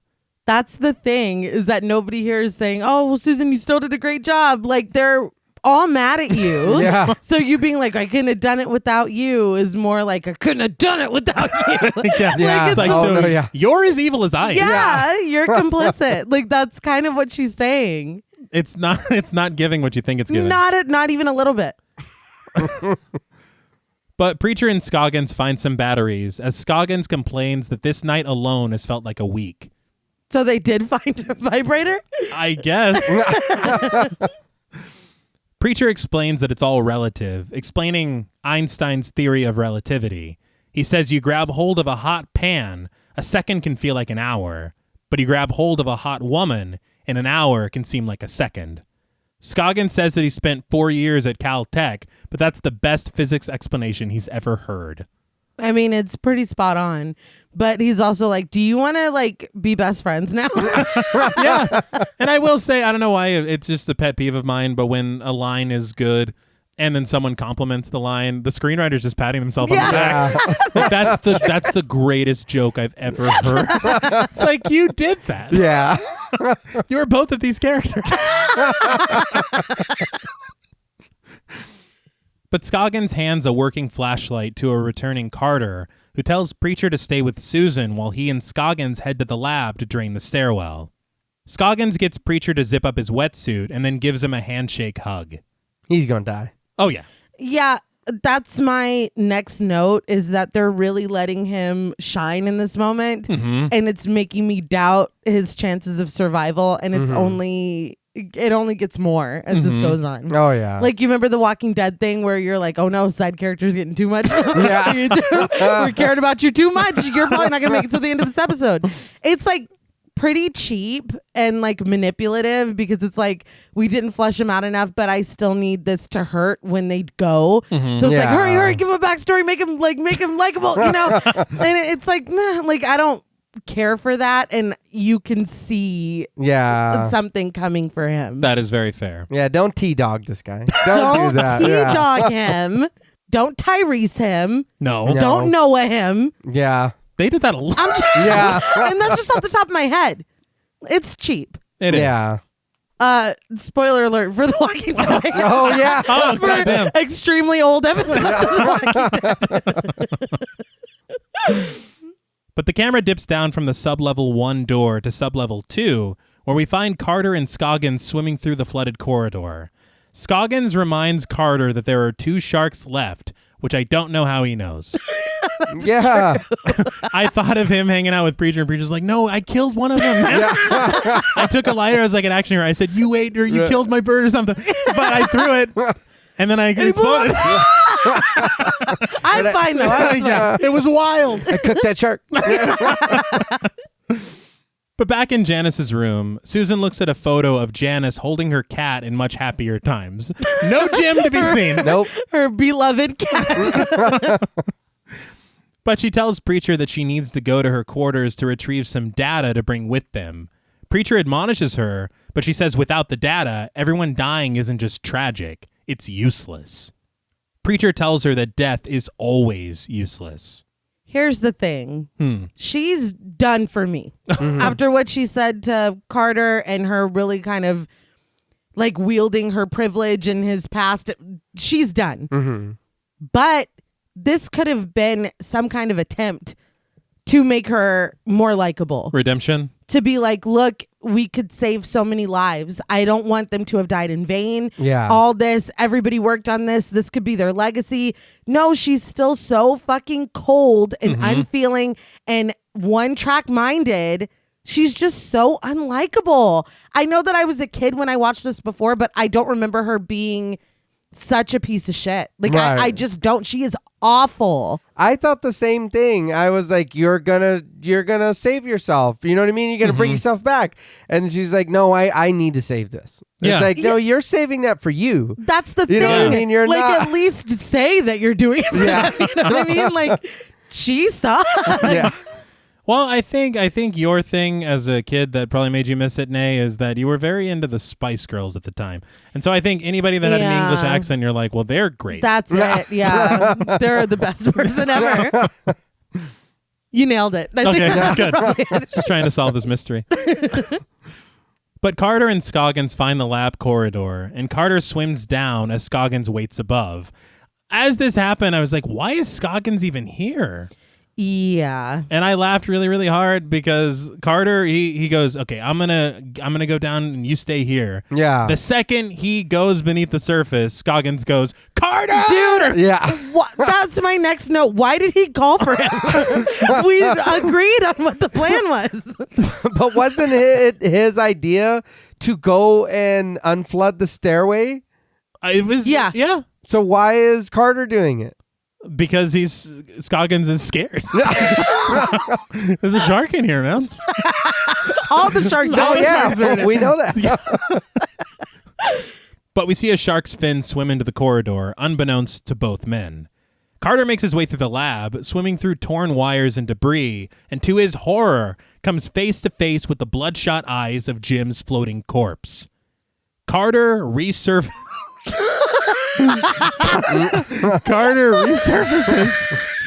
screaming, which was really fucking funny. Yeah. Just, I laughed so hard. I'm sorry, but him coming up to the surface to scream was hilarious because he's like, "Whoa!" Yeah. And he won't stop. I will say though, when he's down there, that is clearly really Thomas Jane swimming. Yes. Like, I'm like, I wonder how much, obviously I saw that thing where he was swimming with sharks, but I'm like, I wonder how much of this he really did, because you can tell it's showing his entire face. Yeah. And this is when they were talking on commentary about the professional divers hiding. That is Okay. wild. Because they're just supplying them with oxygen whenever they call them over. Yeah, because he stays in this even in this scene. Yes. He stays under the water for so Yeah. fucking long.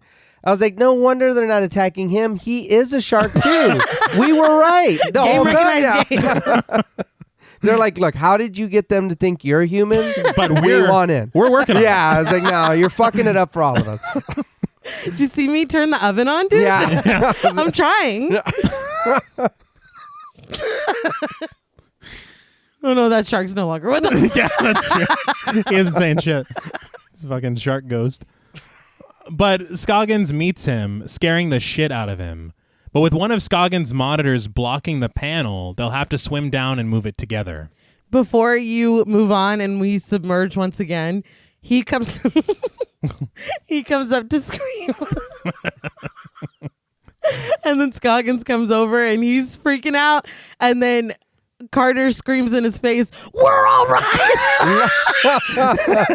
Yeah, I don't know. That is not the way to calm me down.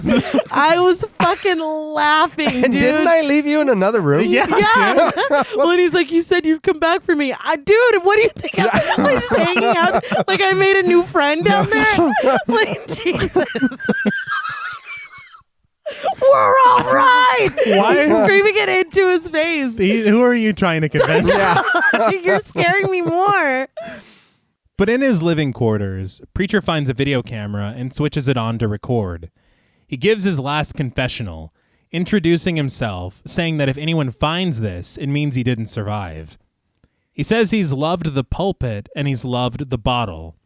He did his best to be a good husband, a father, but he wonders what mark he has to leave behind. I was like, you're married with children? Yeah. You never fucking... I would think this would have come up once. Yeah. Well, maybe that could be your motivation to get out of this instead of some like magazine titties that you He's like, please, Jesus. It's like, dude. I gotta get out of here, man. I think it's rolled up in his pocket. I know we all have our own motivation. Even his theory of relativity, he could have said, but you grab hold of a hot woman like my wife. Yeah. Or anything. yeah. Maybe he's not. Maybe they're not together anymore. Maybe that's why he said he tried. Yeah. Yeah. But it's just... It's very strange. And I maybe I'm dumb, but I was surprised that he was an actual preacher as well. I thought it was a nickname. Yeah. Oh, I thought he just meant he loved watching someone on the pulpit. Like he liked going to church. I didn't even catch that. So you're right. Right, though? Yeah. That's how I took it. I was like, okay. okay. Mm-hmm. And he's a very interesting preacher with the way one of his prayers ends later. Yeah, no shit. That might be why you're not doing it anymore. He learned how to pray from Seth Gecko. Oh, fuck. But after he ponders what he's going to leave behind, he then launches into the recipe for the perfect omelet. So I'm a little confused about why do I need it? So this is what you're leaving me? Yes. An omelet recipe? That's the thing. And you just said that you're a father. Yeah. Uh-huh. It's funny, but I don't feel like we need funny in this moment. Not right now. It's funny to who? Because I don't think it's kids. Yeah, that's the thing. Yeah, I They're know. like, he's talking about a fucking omelet? We didn't even get a name drop. Like, God damn. And look, put whatever you want in your omelet. I don't know. Yeah.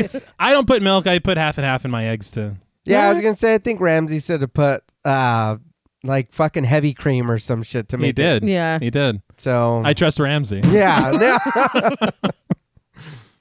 But Carter and Scoggins swim down to move the monitor and other debris away from the panel. They finally access it, switching it on and pulling a few levers.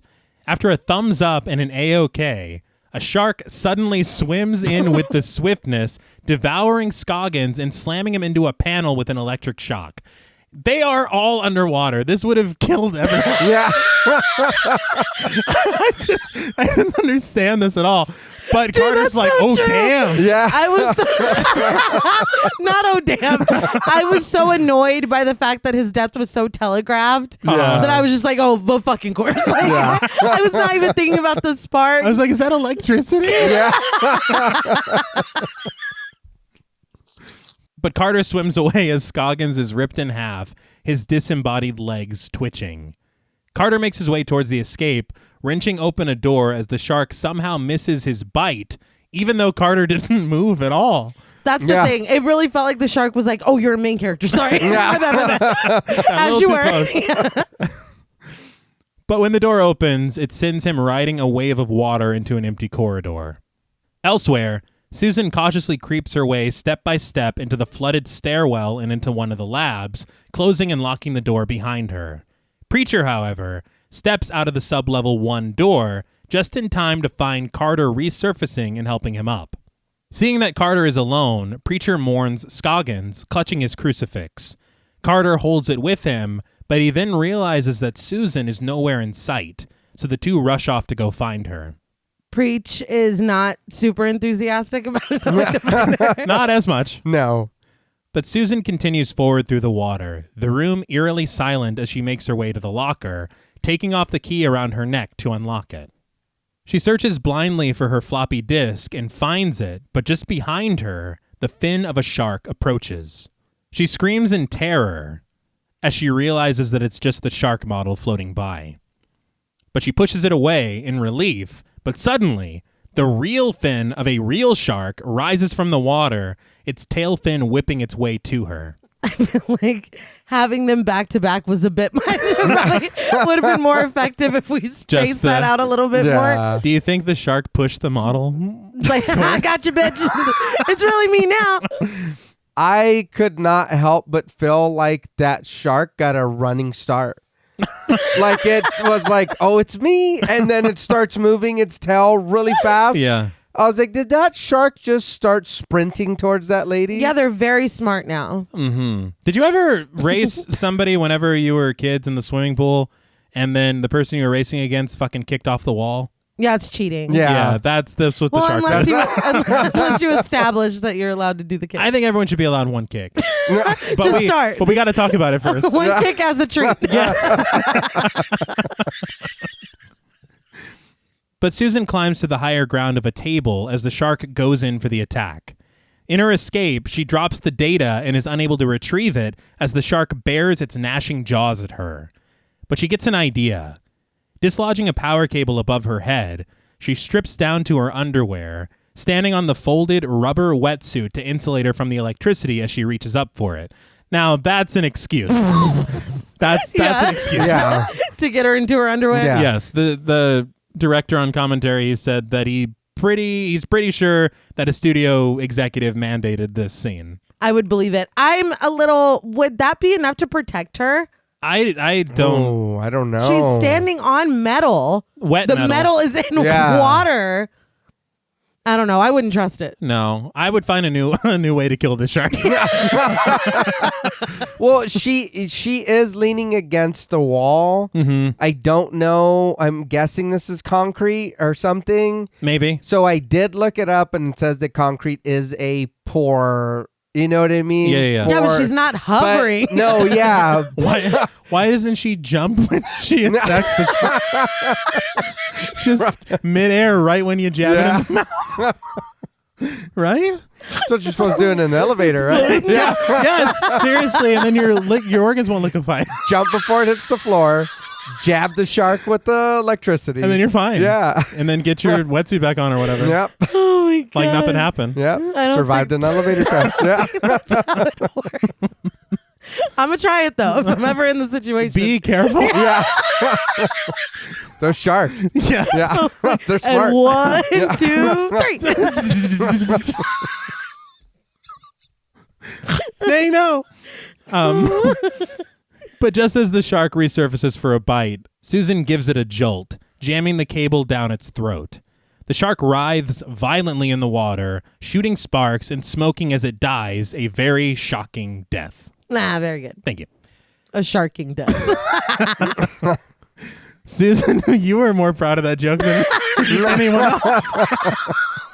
That's usually what it is. Susan sinks down, noticing that floating in the water is her destroyed research.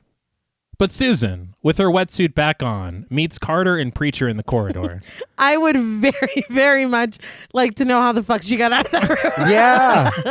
Oh, yeah. The water is electrified, dude. I don't know. Yeah. Did she Spider-Man up on the wall? But she just walks out. She's like, don't go in there. Yeah. Yeah, the room you were in was just flooded Yeah. with electricity flowing through it, but there's no water leaving the door. None. You're fine. Yeah. You're fine. I want an explanation. Well, you're not going to get one. She asks Carter if he drained the stairwell, and she also asks where Scoggins is. Carter doesn't answer, and they stand silent for a moment until Preacher exclaims that he hates to interrupt this moment of burgeoning intimacy, asking if they can just get the fuck out of here. She just learned that her friend died. Yeah. They weren't smooching. They weren't like confessing their love. Right. They were silent, and he's like, "Can you lovebirds? Knock it off." But they head to another chamber as Carter readies fire extinguishers with flotation devices to use as a distraction for the sharks. Preacher asks why they can't use them, and Carter says that they would resurface too fast and their lungs would pop like balloons. Preacher, it's a snide remark, and he's like, "Oh, I bet you were the sunny kid in class." And Carter goes, "I didn't go to class." Which is like, we get it, dude. Yeah. You're, All right. Yeah. Chill out. you're edgy or whatever. But again, even his comment, he's not trying to be cheery. He's trying to not make your lungs pop. Yeah. Do you like your lungs where they are, Preacher? It's like, well, could you say it nicer next time? But with just 60 feet from the surface, Carter reminds them to exhale on the way up and then get the hell out of the water. But he says that he has to equalize the pressure before he blows the airlock, which means he has to let the room fill up with water. Susan and Preacher both react like, "Oh, man." But Carter says that it'll only take a few seconds. He asks if they're ready, which they're not, but he turns the valve anyway. Water rushes in, filling the room as uplifting music plays and the group holds hands. Preacher recites Psalm 23:4, but he takes some liberties with it, dropping some MFs at the end. Yeah. It's like, I don't know if that's... Yeah. He's like, did God say that? No, I'm not religious. But, but he says that they've got 2 sharks down and 1 demon fish to go. He calls for an amen and goes, he's like, "I can't hear you," as they continue. And so it's like, amen, just like back and forth in the weirdest... like the weirdest... Dude, I'm trying to hold my breath. Yeah, dude, I can't keep saying amen. But they keep repeating it as they rise up, and Carter counts down for them to hold their breaths. Carter releases the hatch, and they all float out, sending the extinguishers as diversions as they swim the 60 feet to the surface. The last shark heads right for them, turning into computer graphics to eat one of them. To eat one of the extinguishers. He's like, you didn't know I could do this? Yeah. Two, huh? Never let them know your next move. It's like, he's a computer game? Yeah. Oh, we're That's no. Fuck it. Screw it. We're dead. They don't know I know this trick. Oh, man. But the trio surfaces among the wreckage of the facility, and almost immediately, Preacher is seized by the shark, his blood filling the water as Carter swims with Susan to safety. While in its jaws, Preacher tears the crucifix from his neck and stabs the shark repeatedly in the face. His leg crunched by jagged teeth, he finally jabs the shark right in the eye, which is just enough for him to break free. Carter pulls him to safety, and the three of them seek refuge in the crumbling remains of the tower. Susan patches up Preacher's leg, and he just mutters to her, "It's the devil, you know." I'm like, he's delirious. What's the Yeah. devil? What are you talking about? I don't know what that means. And I feel like he got off really easy for having his legs chewed up by a shark. For Yeah. a good, 45 seconds. Yeah. That's... Well, through God, all things are possible. So, so jot that down. But Susan walks over to Carter, telling him that Preacher will be okay if they can get out of here. They survey the destroyed facility, and it hits Carter. The fences are titanium underneath, but are just plain steel at the top. He realizes that the sharks have been hurting them, pushing them where they want and using them to flood the facility. He says that's the answer to Franklin's riddle. That's what an 8,000-pound mako shark thinks about. Freedom. About the deep blue sea. Roll credits. So did they want to get us here to eat us, or did they want to get out? It's a little column A, column B. Yeah, I was like, they what? Yeah. I don't know. I'm a little confused because for them, it almost feels like they're, "You maniacs! Yeah. Damn you!" moment, but I don't really understand even what is going on. I don't Yeah. either, because if they were just trying to get out, why did they go back down into the underwater facility? Well, and it doesn't make any goddamn sense because this whole film starts with one of the sharks getting out already. Oh, yeah. So they can be You're free right. whenever they want. Yeah. If he did, if he did lock the gate, then they opened the gate. I'm so confused. But they treat it like the biggest reveal. Right. Like the sharks have a twist ending, but I don't even understand what it means. I don't know. A twist fending. All right, let's keep going. Nay's tired. Very. But Susan says that they have to kill the shark before it escapes, which Carter says is the first smart thing that she's said all day. They rush across the catwalk, snagging harpoon guns and a boat battery as the shark rams against the fence. They reach higher ground, filling the flares with dynamite and loading the harpoon. Carter tells Susan that she should be able to see him hit the shark with the harpoon from here, and when he does, to attach the end of the cable to the boat battery and boom, it'll explode the shark. Carter climbs down, making his way across the wreckage to get eyes on the shark. He aims steadily as the shark chews up the fence, realizing that it's too far away to shoot. But Susan says that she knows how to get the shark. Bait. She drags a piece of jagged metal across her palm, lacerating it. She says the shark may be the smartest animal in the world, but she's still just an animal. Susan dives into the water, her bloody palm clouding the blueness of it and getting the shark's attention. The shark swims for her, and she does her best to escape, reaching up for a ladder that breaks off from the wall as she does. I'm not saying that this is funny.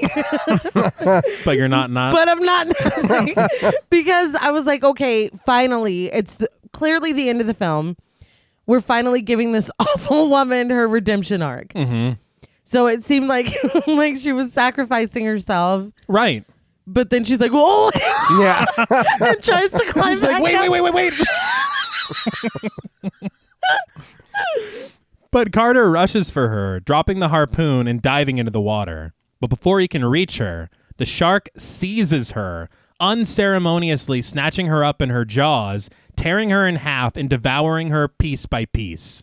I was not expecting that No. at all. Yeah, this I will say was a very big surprise. I did not expect that to happen. So shocked. Yeah, I figured that she would stay alive and then be like, "Oh, I'll never do that again," or whatever, some stupid shit. Yeah. I and learned no. my lesson. Yeah. The funny thing to me is that this plan might as well have been her saying, I know, bait, and then just diving into the mouth of the shark. Because this was the most, like, the way that it falls apart, pointless. it's the most pointless thing. And the thing that I heard, and they did mention it on commentary, which is very interesting, because they said it as if it was always the plan, but it wasn't. Yeah. I read that they actually shot an ending first where she survives, and it's a big, like, romantic ending with Carter and her. Mm-hmm. But they showed it to test audiences about a month before it was due to be released in theaters. Yeah. And they fucking hated it. Well, because that's terrible. Yeah. They said, they put on all their comment cards, they said, Susan's the villain of the film. Well, yeah. And so they didn't want to see her ride off into the sunset. They wanted to see her get her comeuppance. And so they went back to the set for one day to reshoot this ending. And there is a piece of the ending where it's supposed to be Carter, Preacher, and Susan, but they digitally removed Susan. Oh, wow. And she's just gone. Look, sorry, dude. Everybody hates you. Yeah. But that, and I mean, I just kind of gave away who survived. But it was very interesting to me that they literally changed the entire ending of the film 1 month out from its release.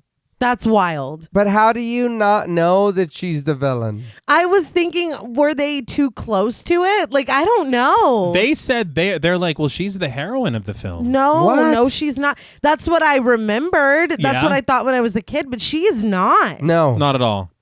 But Carter antagonizes the shark, giving it almost a come on pose. It's Chumon. Get it right. Yeah. Speak the shark's language. That's rule one. But in my notes, I said, this dude did not just come at it like, what you got? Yeah. Because he does. He does, but in all fairness, these sharks have been understanding too much as it is. Yeah. I believe it. I believe they understand. But as it charges him, Carter parries this charge, riding its fin like he did at the beginning of the film. You know what I thought was going to happen to Susan? Because I really didn't expect her to die. Huh. I thought that it was going to be that moment toward the beginning where Carter too fast and he's fine. Oh, right. And that she was going to do it and she learned it from watching him. I guarantee That's was what I probably thought. what the original thing was. Because You set up that line. that's what it felt like, was a full circle moment. But then the shark was like, you are out of here. Then he turned into computer graphics. Yes. Once she does that, you're dude, done. no, it's You're done. But bloody and worse for wear, Preacher snags the harpoon and reaches his feet as the shark takes Carter on a ride through the facility underwater. When he resurfaces, he screams for Preacher to shoot the shark. Preacher aims down sight, telling God that this is for Scoggins. I was like, I had no idea you were even friends. Yeah. Everyone that's died. That's for him specifically. You didn't like Janice, apparently, for some reason. But he fires, nailing Carter right in the leg. So God hates Carter. Yeah. But it nails him in the leg, but also kind of attaches to the shark. Yeah. Yeah, but now you just attached me to the shark. Yeah. Yeah. So, thanks. So whatever, Thank Yeah. whatever happens to the shark also happens to me. Yeah. But Carter screams for Preacher to attach the cable to the shark to blow it up anyway. I do just want to point out that he told Susan how to do this. Yeah, Preach was unconscious. Yeah. that's true. He's like, the water's the devil or whatever. Yeah. Get this man some medicine. But they slam into the fence underwater, Carter able to hang on to it, breaking free from the shark as it swims out into the open ocean. Before the shark can swim to freedom, Preacher attaches the cable to the battery, exploding the shark in a gory display, water and viscera raining down from the force of the blast, just like Jaws. Yes. Yeah. Yeah. But we made a totally different film. My thing is that it's funny to me that when the dilemma is us being faced with the murderous shark, The solution is always to blow up the shark. Like there's nothing else we could do. It's not going to stop coming. It's not going to stop jumping. Well, he celebrates immediately, but you don't know if you blew your friend up or not. No? You don't know if he got away. You're just, I mean, I understand the shark's gone, but your friend was attached to the shark. And you did that. Yeah. One might call that murder. But after a moment of worry, Carter resurfaces, Preacher relieved, and always with a joke, asks Carter to bring him some sushi. Carter smiles, swimming to safety as triumphant music plays, and we get a shot of the red waves of what's left of the shark. Preacher pulls Carter out of the water and gets admonished for shooting him instead of the 45-foot shark. As Carter's legs dangle in the water, Preacher asks him if he's sure that it was just 3 sharks, and Carter says that he is. But on second thought, pulls his legs out of the water anyway just to be safe. This feels like, how do we get down from here? Yeah. That is my next note. Okay. Yes, absolutely. Just making sure that I'm not alone. But just then, a nearby boat horn is heard echoing in the distance, and just over the horizon, we see the transport vehicle approaching. In a very clunky line, Preacher falls back saying, "Take me back to the ghetto." Carter falls back too with an "Amen," accompanied by the sound of Deepest Blue, in parentheses, Shark's Fin, by LL Cool J. We get overhead shots of the ruined Aquatica facility before we fade to black and the credits roll. And the credits are 7 minutes long, dude. Really long. But I have to ask, what did you guys think of Deep Blue Sea? So I did enjoy the movie. It like I said earlier, it is a fun movie to watch. Mm-hmm. It is confusing at times. I think what's going on, but a lot of this could have been avoided. Yeah. Or one might say all of it. Yeah. Or even if you're going to do this and break law and make these smart sharks or whatever, there was still other things that could have been done to avoid this. I mean, it seems like for as smart as a lot of these people are, they weren't thinking about small things. Somehow the shark opened the gate with its nose and got out. I mean, they already at the beginning had to go find them. Then we got the rest of the sharks acting a fool. And then like, we're stuck here now. And I mean, I don't know. It's very weird. And for, like you said, for a lot of what good the sharks do look, those couple of times that it's very, very obvious that it's CGI. Yeah. They do hurt. Yeah. Like they do hurt. But this is a very fun movie. It is. I would recommend giving it a chance and watching it. I won't even lie and be like, oh, this movie's fucking fantastic, because it's not. But it is a fun ass time. Yeah. I will say that, and I will add ass in front of it because it is a fun ass time. It's not something to sit there and be like, oh yeah, that was, and this means no. Just watch these sharks do what they do, and these people who knew what was going on here and what they were doing to the sharks get eaten. Mm-hmm. You know what I mean? But they knew, but they didn't know. Yeah. It depends on which script you got. Yeah. No, I agree. I would definitely say watch it. It's a lot of fun. I feel like my main issue is just the continuity, because there are so many things that don't flesh out and don't make sense. And not even like, well, when you really think about it, you don't even have to really think about it. Like, it just flat out doesn't make sense. But it does have just a spectacularly shocking Samuel L. Jackson's death scene. Yes. Is incredible. Even Susan, I wasn't expecting that at all. No. So I mean, I do appreciate the chances that they took on doing things like that, but at the same time, I was confused for so much of it because things that you're telling me are in direct contradiction with things that you already told me. Yeah. So it's making me second guess myself, and I don't like doing that. I would say overall, like you said, it is fine. It's a good time. Do not think too much about it.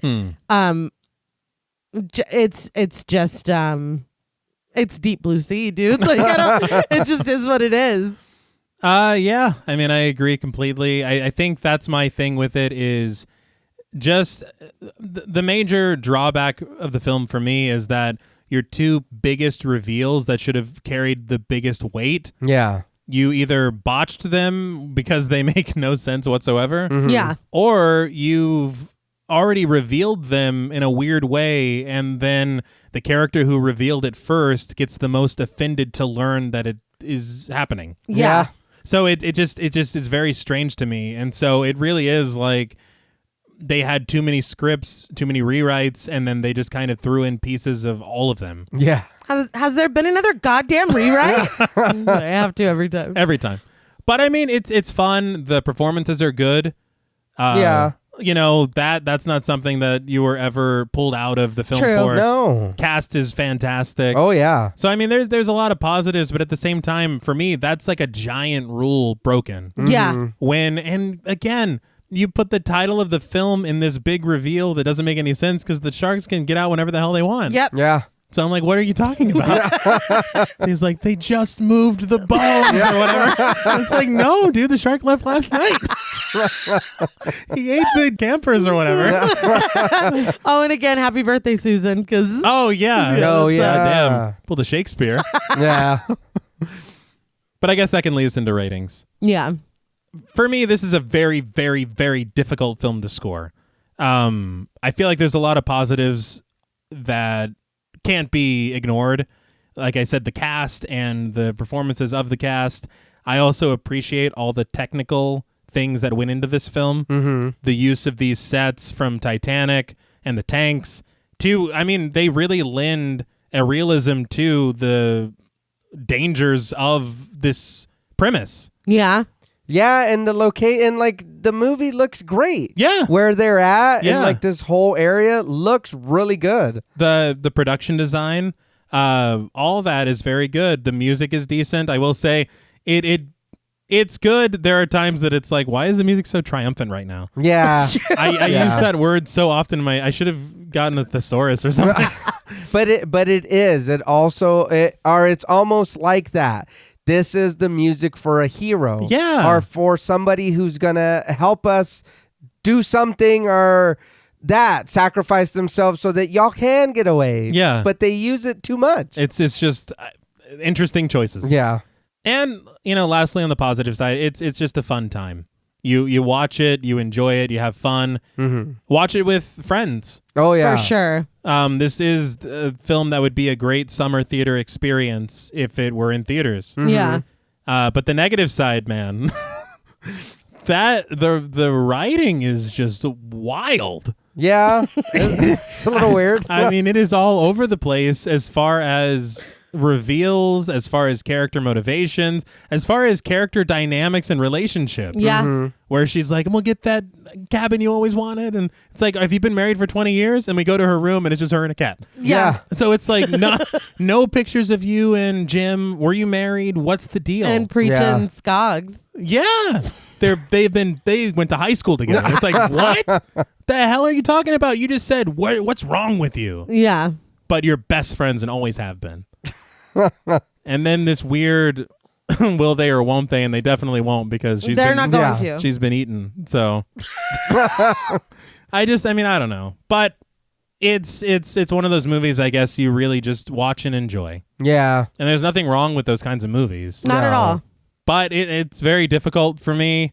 Honestly, I don't know how high the rewatch value is for me. I think that the boldest scene is Samuel L. Jackson's death. Definitely. And that for me adds a lot to the film, but then it also kind of diminishes the rewatch value Yeah. because the importance of that scene is how shocked you were the first time you saw it. Mm-hmm. Yeah. So for me, out of 10 sinister sharks, I think I'm going to give Deep Blue Sea 5.5 sinister sharks out of 10. I was going to give it the 6. I think the problem for me is just how egregious the plot reveals and stuff are. Yeah. Yeah. Like that's That's unforgivable. But I will now open the floor to you. Man, I'll be honest, and I did have a fun time. Mm-hmm.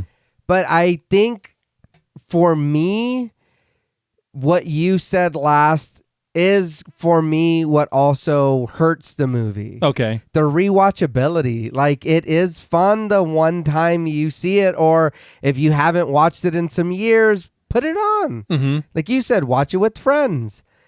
After that, I'm probably not going to watch it for some time or even think about it unless somebody brings it up.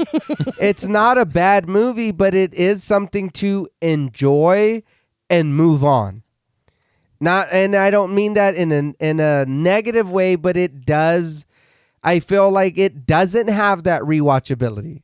There are movies that, and I've said this recently as well, I'm not one to like movies like that. Yeah. But sometimes there is those movies that you do watch and it's like, I don't even mind watching that again because I know I'm going to find something different, or I know that there's always something different I'm seeing or something else I'm enjoying about it. This is a really good movie, but I feel like it doesn't have that power to where I do want to be attracted to watch it again in a couple of days, right, or next week or next month.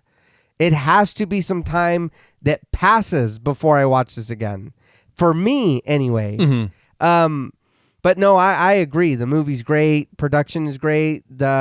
Everybody in this movie, the acting is fine. But yeah, the story, the way things are come out, it's really weird. I don't want Carter and Susan to be together. No. It doesn't make sense. She already expressed her distaste for you. I just needed you and you need me more than I need you and blah, and you're a con and you gotta be here. Dude, fuck you. Get out of here. But yeah, no, we don't. You're not here to save the day.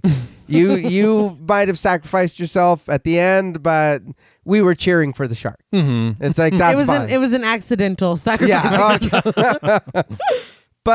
But yeah, if you haven't seen the movie, give it a watch. If you haven't seen it in a while, watch it again. If you recently watched it, I mean, wait a little bit. You know. But for me, on a scale from 1 to 10, Sinister Sharks, because I'm a little more okay with the silliness, I'm going to give Deep Blue Sea a 6.5. Okay. I don't mind the silly, and I do like that. But I feel like trying to put it in here and make it work with also being serious, and then trying to say that this is going to be like Exorcist. No, that's not what this movie is. Yeah, and he did say that. I'm sorry, that's not what this movie is. Oh yeah, he had said he wanted to bring back big budget horror. Yeah. He said like The Exorcist and The Shining and Yeah. No, not here. That facility is burned down. No, I think that you guys already covered everything. This is just a lot of fun. Mm-hmm. My score did go down from when I sat down at the table purely because of kind of validation that it was not my fault. Like, there were plot holes, there were inconsistencies. Narratively, it's a little bit messy, which is a pretty big sin. Yeah. But again, like you guys said, the performances, a lot of what they were able to accomplish, I would say particularly with the set, with the models and stuff, T, that you were saying. Yeah. And with that mechanical shark, and the water. Mm-hmm. Yeah. All of that looked really, really great. And so for me, it kind of compensates for the moments where, you know, Michael Rappaport looks a little bit like a sim as he's being thrust around. You know, it's like those moments aren't so egregious because there are moments of CGI that are pretty fantastic. Mm-hmm. Samuel L. Jackson's death is a big. It's got to be my favorite scene in the movie. Yeah, purely because it's him.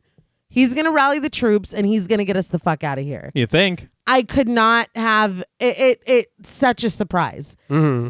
And I love that. Yes. The subversion of anything that you were expecting. But, you know, that's kind of early on. Yeah. And it never gets quite back up there for me. Mm-hmm. The whole thing with preach and God and alcoholism, and it's very clumsy. Yeah. Like, I get the story that y'all were trying to tell, but it's not successful for me. Mm-hmm. But I can just keep rambling. There's this film is a mixed bag. It's very hard to score.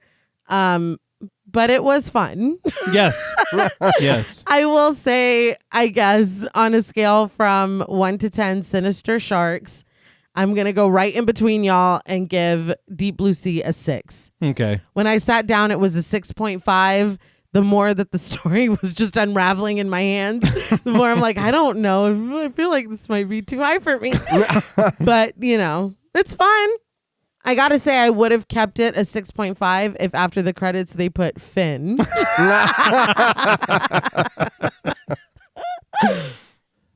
Well, that's all from us at Pod Mortem. What would you rate Deep Blue Sea, and what should we watch next?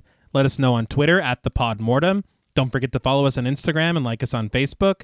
Be sure to follow each of us on Twitter at TravisMWH, at Blood and Smoke, and at RealStreeter84. Thanks again to Original Cinematic for sponsoring this week's episode. Please consider pledging to our Patreon and stay tuned until after the music for a special thank you to our Wendigo Getter patrons. And remember, success takes time. Impatience might lead you swimming right into the jaws of failure. Until next time.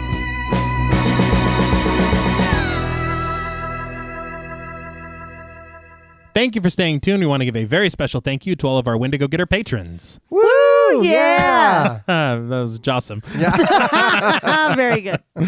A special thank you to Chris Ontiveros, Kristen Lofton, Megan Martinez, Kimberly Bass, Sophie Hodson, Anthony Jerome M., Jordan Nash, Kent Morton, Lala Thomas, Travis Anissa Hunter, Miguel Myers ATX, Jennifer Perez, Allison O'Neill, Carissa, TJ and Angie Bronson, Spooky Mom, Applin Ontiveros, Karima Rhodes, Antonio Huerta, Kimberly Kleindienst, Will Brown, Sydney Smith, Osvaldo Soto, Bobby Holmes, Donna Eason, JD Rizak, Molly Gerhart, Armand Spasto, Eggy, William Barry, Brittany Ramatar, Charity Oxner, Amanda Six, Mandy Rainwater, Eden, Jordan Roberts, Dylan, Melissa Sierra, Holly Bryan, Jordan Blevins, Liz Heath, Spencer Montalvo, Pancake the Panda, John Ramos, Michael Newting, Alexis Roberts, Dan Laveau, Itzy M., Gary Horton, Leisha Olivier, Kate Lamp, Carlos and Sydney, Jessica Hunter, Helena Rudder, Alan Johnston, Mariah, Livy Fun, Mandy M., Scott Troutman Wise, Mozzie Bear, Brittany G., Dave Burke, Adrian Stakes, Nick Spill, Emma Hagel Kissinger, Valerie G., Emiliana, Brian Glass, CB, Taylor Santana, Will Lewison, Angelique, Smelly Poo Poo Head, Beth Bowers, Cookie, Esperanza J., Jason Kyle OKC, Joshua Rumley, Danielle Peralta, Brandon, Nicholas Carter, Sawyer Reese Farr, Dr. Diva Loves Horror, Girl That's Scary, Cassandra, Andrea Simmons, Ashley Higuera, William and Xxena Rush, Ryan Brom, Megan Ochoa, Laura Lassiter, Natalie de Guzman, Eileen O., Marissa E., Sydney, Henry F., Megan M., Strangely Sarah, Christy Beck, Nancy and Andy, Amanda Lopez, Andy Terrell, Jason Hanovan, ML Tafoya, Abigail Spitzer, Katie K., Erica Morin, Cameron S., Nicole Stewart, Triss Wynn, K.87, Mariah Jensen, Carrie A., Lonnie Lono, Powell, Kayla E., Maggie H., Fernando Dominguez, Murder Stina, No Thanks Tom Hanks, Kevin McGonigal, Kristen Marcy, Ori81 Bariqua, Look Like That One Girl, Bog Boy, Montez ShamWow, Felnez63, Alita Pui, Probably My Jugs, Kate Thackeray, Wade Peck, Charlie V, A Lizard, Bryant Watson, Luke Ashley, Jay Rich, Jen Lassiter, Topher Williams, Alina Metler, Neil Chesin, Valerie K., and Kim Sterling. Hey! Yeah. Thank you all so much. Yes, thank you. Thank you. Thank you. We appreciate all of your love and support, and we hope that you know that you are all fantastic. Very good. Like a shark's. My hand's like a shark's. As you can see. Until next time.